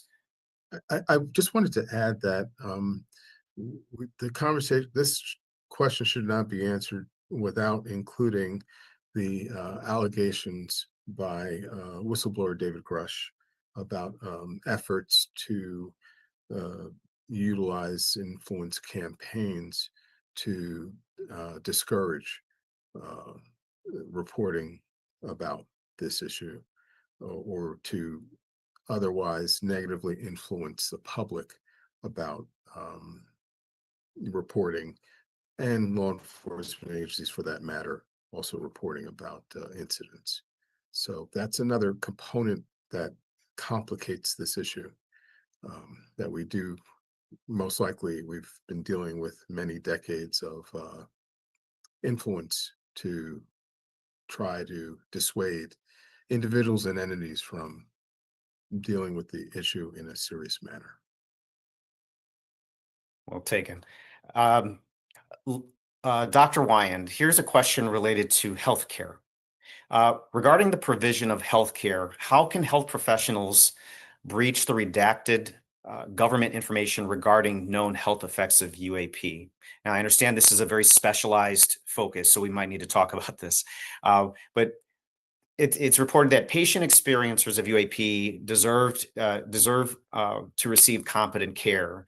And there's a concern that the various governments are withholding it. So what, as a psychologist and a member of the healthcare community, what can we do to better ensure that anyone who reports contact that has related health effects is receiving the proper care and is not having their health care obstructed by any organization or individual?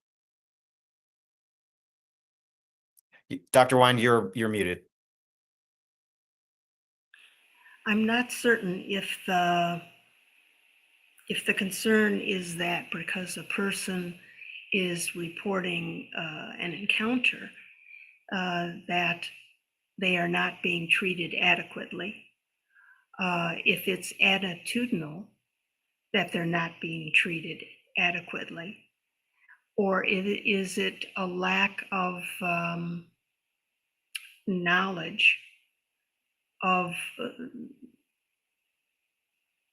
what physical, because there's both things that have been talked about today, the psychological and the physical aspects. When Dr. Taylor was talking about the effects physically on some of the first responders. So we have both going on. And I think people are just simply not informed. And that's the responsibility of the people who know. How do we help that process? So it's education.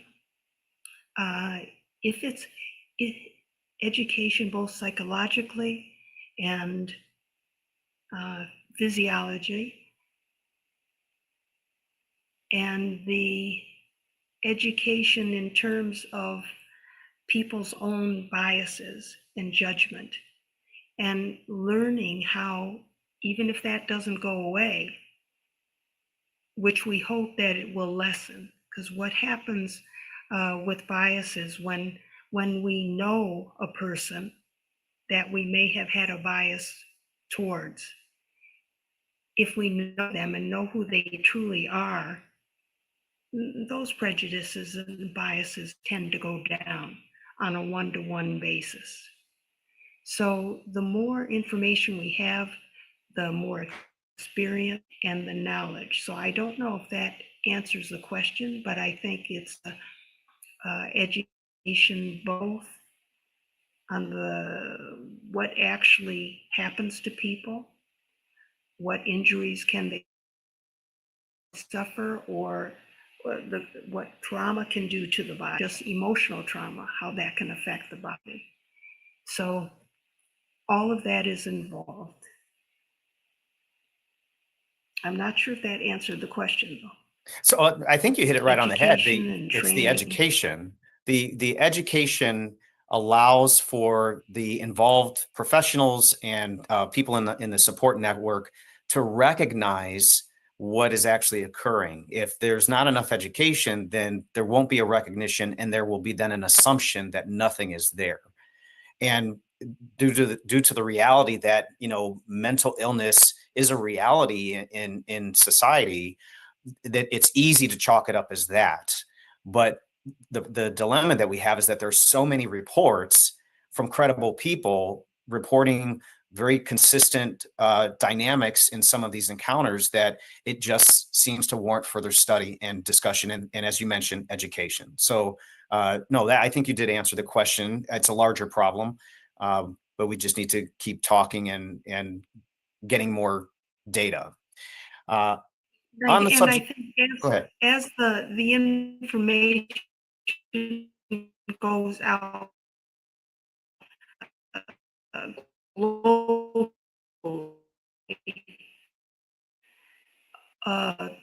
if reporting information, people will respond. They will begin to take notice.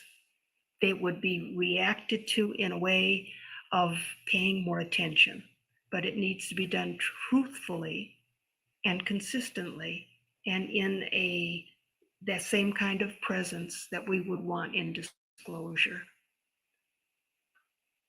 Thank you very much. That's a very good point. For Ian, here's a question. With the discovery of so many exoplanets, including those that you were a part of discovering, is the James Webb Telescope being properly tasked to help in the search for life elsewhere in the universe? Firstly, I'd say that the first exoplanet wasn't discovered until 1990s. Prior to that, we didn't know whether there were other planets in the universe. So we've come a long way since, you know, just 30 years ago. So, you know, it's a progressive thing. In terms of the Webb telescope, you know, I would obviously be dedicating a lot more of its time to discovering life on other planets, but they do have a multitude of different priorities and research projects. But I think it's going to be an important tool for discovering at least life in the universe. So yeah, I'd say they're doing a good job, and I think there's going to be some important discoveries coming out of that in the near future. Great. And just a follow-up question, with the work that you've been able to do with your analysis of the available data, what would be your ask to any specific organizations or agencies to collaborate with you personally as a researcher, or anyone that you know that does the type of work that you do? Yeah, as I said, a lot of the time and effort goes into collecting the data and getting it into a format that we can actually use, and that is very time consuming. And we're dealing with fragmented data. It's very important that we bring all these data sets together and make them available as one data set. So we're not duplicating information, we're not missing information. We're getting this worldwide view because a lot of the data sets are really focused on one region. So it needs to be very transparent. It needs to be available to everyone so that we're all working with the same data. And it needs to be in a format that we can easily analyze and understand. So there's a lot of work that needs to go into getting a structured database up and running that we can start to use. Great. We have to continue those appeals. For Dr. Wyan, you mentioned querying some of your associates and then being encountered by others, and so through your research, Do you sense that the experiences that you're hearing are the same today as in the past, or are there changes in the experiences that people are encountering? And I don't know. I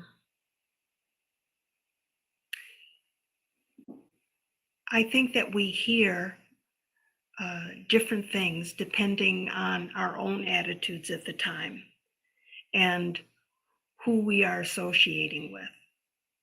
So our communications are different.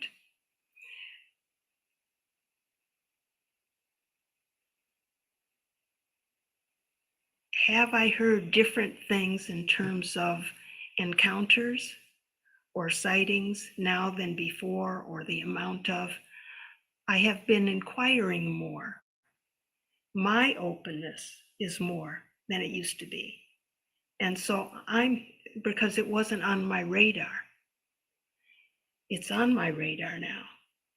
And just that openness, I am hearing more. Interesting. And of course, part of the data collection and analysis is tracking any changes that people like yourself are becoming exposed to through the various interviews that you're conducting, both formal and informal, of course. On the subject of resources, and I'm going to ask this of the group, do you foresee a future where taxpayers will be willing to fund government programs and studies to understand various encounters, whether they be UAP or experience or encounters, beyond military personnel encounters? And that alludes to the all domain anomaly resolution office that is taking reports strictly for military personnel. So the question is geared towards public encounters. Dr. Taylor, let's start with you. Certainly.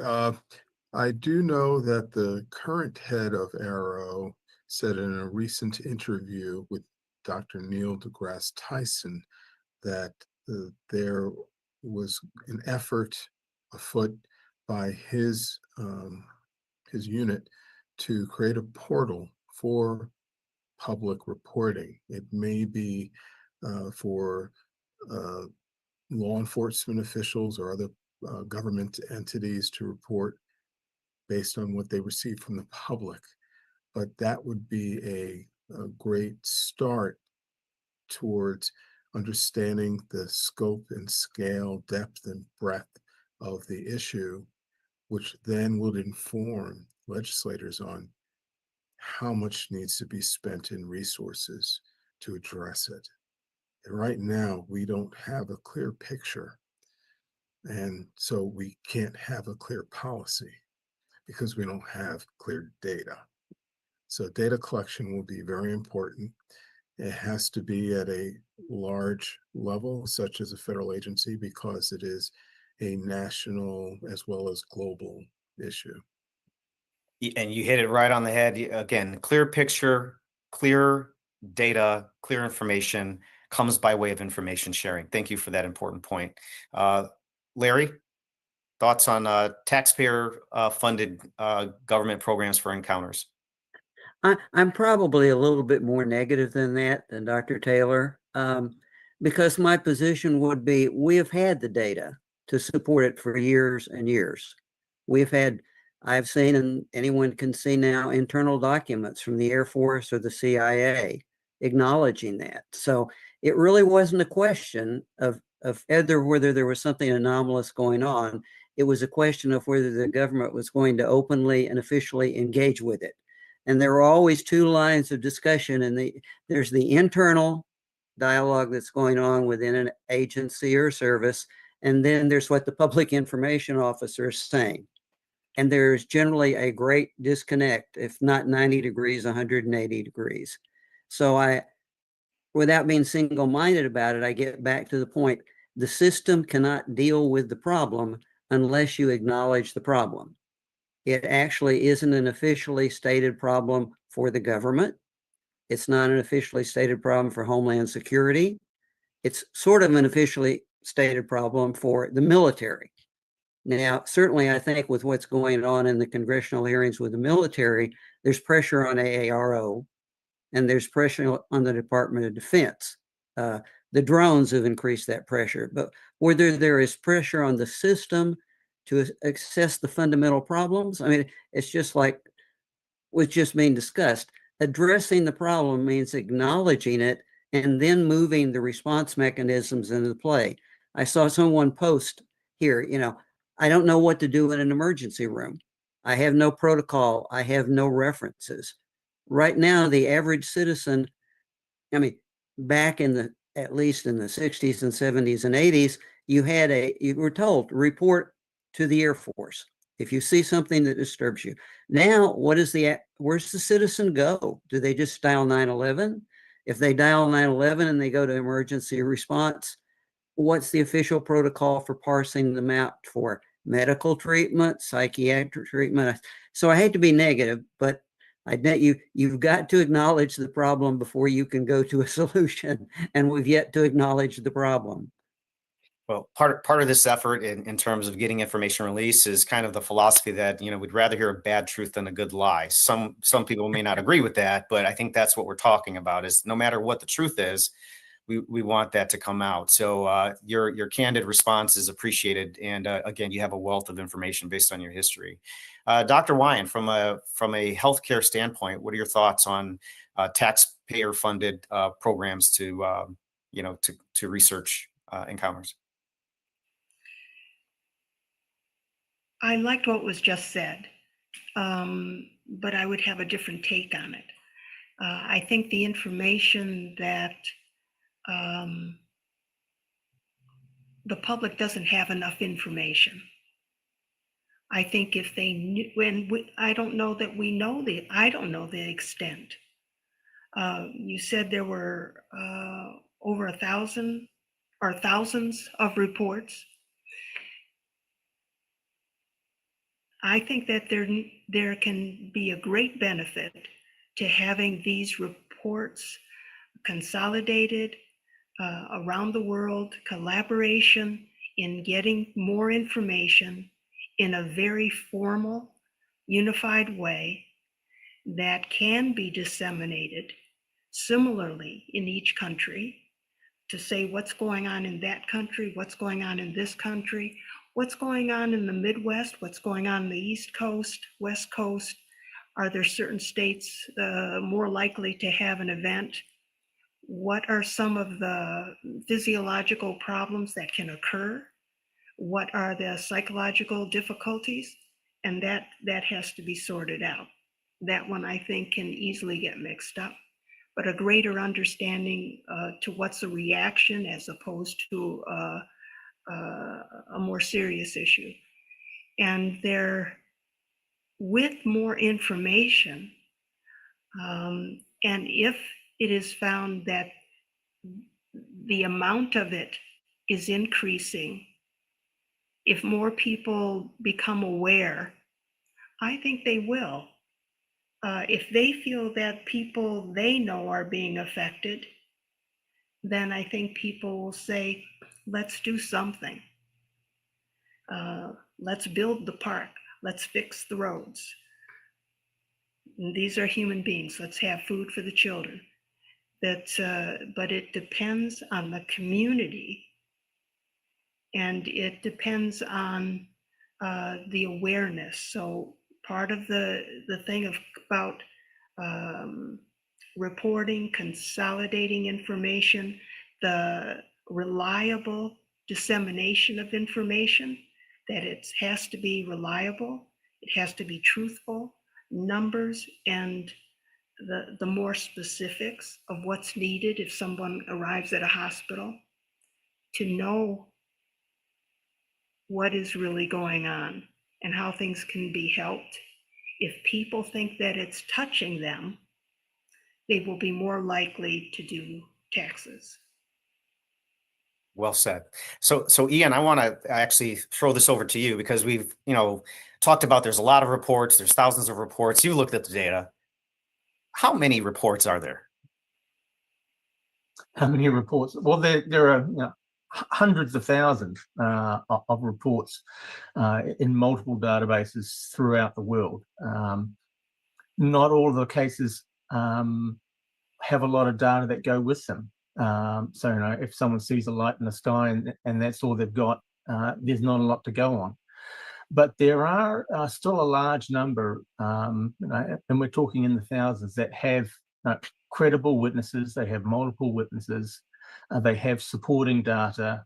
They're coming from, police officers or military or pilots or public with multiple reports. So there are a high number of credible reports that we can use to understand what's happening, not just in the US, but worldwide.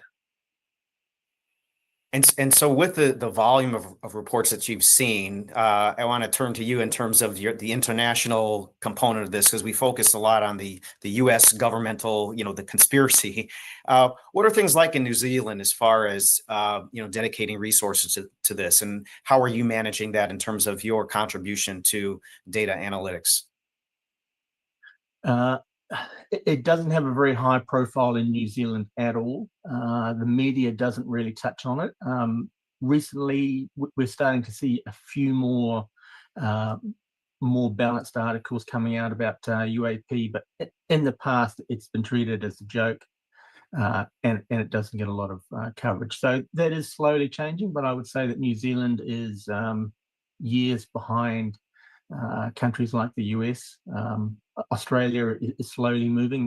They're probably a little bit more ahead of us in terms of their willingness to discuss the topic. So I think a lot of my time and effort and analysis is spent working with overseas people and overseas data. All right. Just because of the lack of engagement in New Zealand. Yeah, well, we can just keep continuing the effort. Dr. Wine, I want to come back to you. There's an important question here, and the information you provided earlier, your insight into generalized support and empathy as as the primary or priority of support for people reporting contact. There's an important question here. Is there any view on broadening mental health support of it that's made available for those that are impacted by this? So other than generalized communal empathy, what other ways can we broaden mental health support for people who report these types of incidents? I think that's a good question. And I think awareness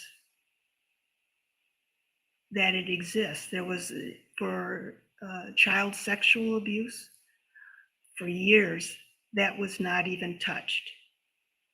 And it had been going on. So awareness slowly came about. And it's still largely hidden. So in terms of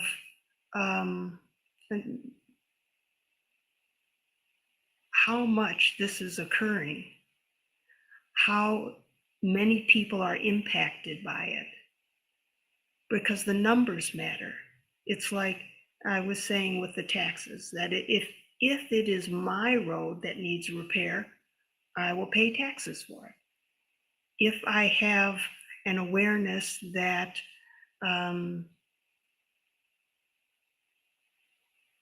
there's more going on in numbers and location, something can be done, but it is a slow process. It's sadly a very slow process. And how to speed it up, I think, again, is this dissemination of information that is truthful, that is consistent, but gets out to where it needs to get out. I think there can become more of a response than has been, but it is slow, sadly, on all the issues. Thank you for that. I'm going to read a response from Dr. Eric Davis, who is provided some insight into the James Webb Telescope. He says it's being tasked to observe for technosignatures coming from possible habitable exoplanets. but that's not its full-time job because the James Webb Telescope is a shared facility that's used by numerous astronomers who study numerous different astronomical topics. So for the inquiry regarding James Webb, that's the information that Dr. Davis has provided for us. Last question in the interest of time, and I'm going to ask this of the panel. How do you think a formal government disclosure will come out? Dr. Wine, let's start with you.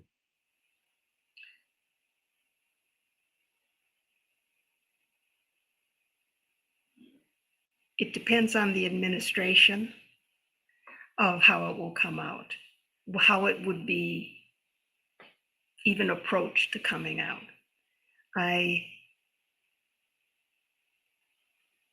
Something that I would like to be said during the process is that when people are unfamiliar with something,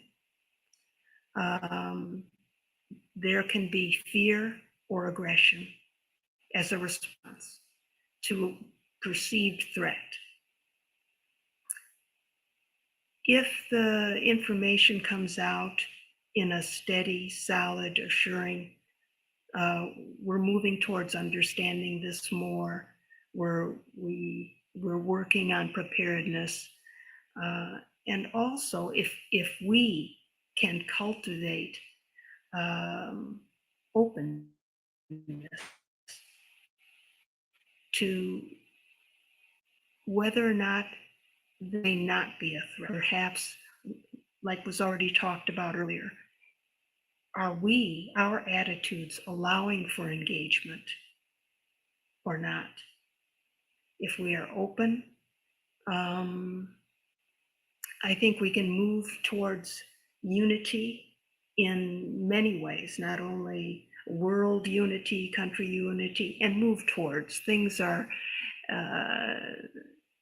not anywhere near that right now, but I think there are things that are happening that is moving us forward. So it all depends. Well said. Ian, again, we understand that New Zealand is not, fully resourcing this, but given the contributions that you're making through data analysis, how do you foresee a formal disclosure, whether it's the U.S. government or any other government coming forward? I would imagine that it would be rushed and reactionary due to information flowing out faster than they can possibly handle. So I would say, yeah, reactionary and not maybe controlled and well thought through. So that would be my estimate. That's encouraging. Okay. Dr. Taylor. Yes, I would say that we've had confirmation just by the creation and lack of support of the UAP Disclosure Act over the last 3 years, the whistleblower testimony of very credible individuals over the last 3 years, independently the worldwide reports and the social media reporting through the videos of individuals who have shown what they've seen that they can't explain, and the flap of what is called drones without a real basis for calling them drones. Those are real things that have been happening that really make disclosure a distinction without a difference, because we're living through real-time incidents that are occurring on a very frequent basis. Thank you, Dr. Taylor. And finally, Larry, as the senior panelist with the greatest history of research, how do you foresee a formal disclosure coming from our government or any other government? You're muted, Larry. You're still muted. Try it again. There you go. There we go. Historically, we do have some perspective on that. There was a step in 1952 where, at least with inside the government, both the CIA and the Air Force, in response to a presidential inquiry, were ready to take that position. And were ready to take the position at an executive level. The problem being, you run into the political issue of at the executive level, national security level, the pushback was the academic community has to support that. There has to be a scientific support. There has to be a credible, neutral support for this to go forward to engage us all. And that didn't happen. The academic community did not line up behind it because they wanted irreversible evidence and they couldn't come up with it. I think that would have continued for a number of decades. If we had actually found microbes on Mars or a life on Mars, what you would expect would be life outside of this planet would have been announced through the academic community, probably through NASA. The same thing would be applicable to SETI. If we had discovered intelligent life outside the solar system, it would have been released through academic channels and vetted, and it would not have been sensational. Unfortunately, we're going more in the direction I'm afraid Ian is talking about now, because we are tending to undermine or move away from our academic, professional, studied responses to these sort of things. Just not even full disclosure, just acknowledging that there is non-human intelligence, so the channels for bringing it out in a structured project, just having an announcement, fairly low key. We've determined it's here. We're dealing with it. We're looking, that seems to be trending away towards the more sensational. Let's wait until something makes it happen, and then it's going to be bad. So I'm kind of in between, Sean. There was a practice. There is a protocol. Actually, there have been discussions at the United Nations. There have been international discussions of how you would release this information. But it gets so politicized. And again, nobody wants to lay credentials on the line, right? Maybe the whistleblowers are willing to lay them on the line, but especially the scientific community has backed off to a large extent from supporting those decisions. And unless they engage and get involved, I'm not sure I see an easy, non-sensational path towards announcement of disclosure. I'm more afraid that it will be sensationalized. Somebody will force it on the public through social media, and that could be catastrophic. All right. So again, these are all great points. I thank you all for your insight. Larry, for your historical research. It's a great service to the study of this subject. Ian, the hard work that you're doing with your data collection and analysis globally is a service to research on this topic as well. Understanding the patterns and the indications as to when and how incidents may occur can enhance our ability to predict information. Together, the history and the data collection is the more of the evidential and foundational aspect of the research on this topic. But as we look at the evidential aspect relating to, is this real? That again is to more toward the one conversation of, do I need to believe this? Do we have enough evidence?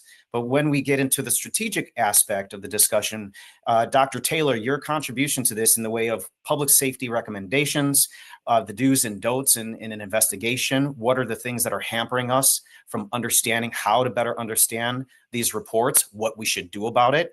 And then Dr. Wyan, your contribution from a psychological aspect of what are our emotions likely to be in the event that this were true? What is likely to happen? And that assertion seems to be what is driving the disclosure of information. And it works the same in any privileged investigation or operation that is heavily shrouded in confidential and privileged information. So the collection of data, the collection of evidence is essential to this. And so together, it is important that we continue our efforts at collaboration so that we can gather the information from a global perspective. So again, I thank you all for your participation. At this time, I'm going to turn the floor over to Yuan for some final comments. Thank you, Sean. And thank you for doing a fantastic job today as our moderator. And thank you to all of our esteemed panel experts. I think the insights that each of you brought to our discussion today resulted in a very important and engaging dialogue. And one of the themes being needing to raise awareness in a credible, fact-based way. I hope that this discussion, I hope and I think that this discussion has moved the needle in that regard. And we're doing that by having town halls like this. And to everybody watching today, thank you for your questions and your participation as well.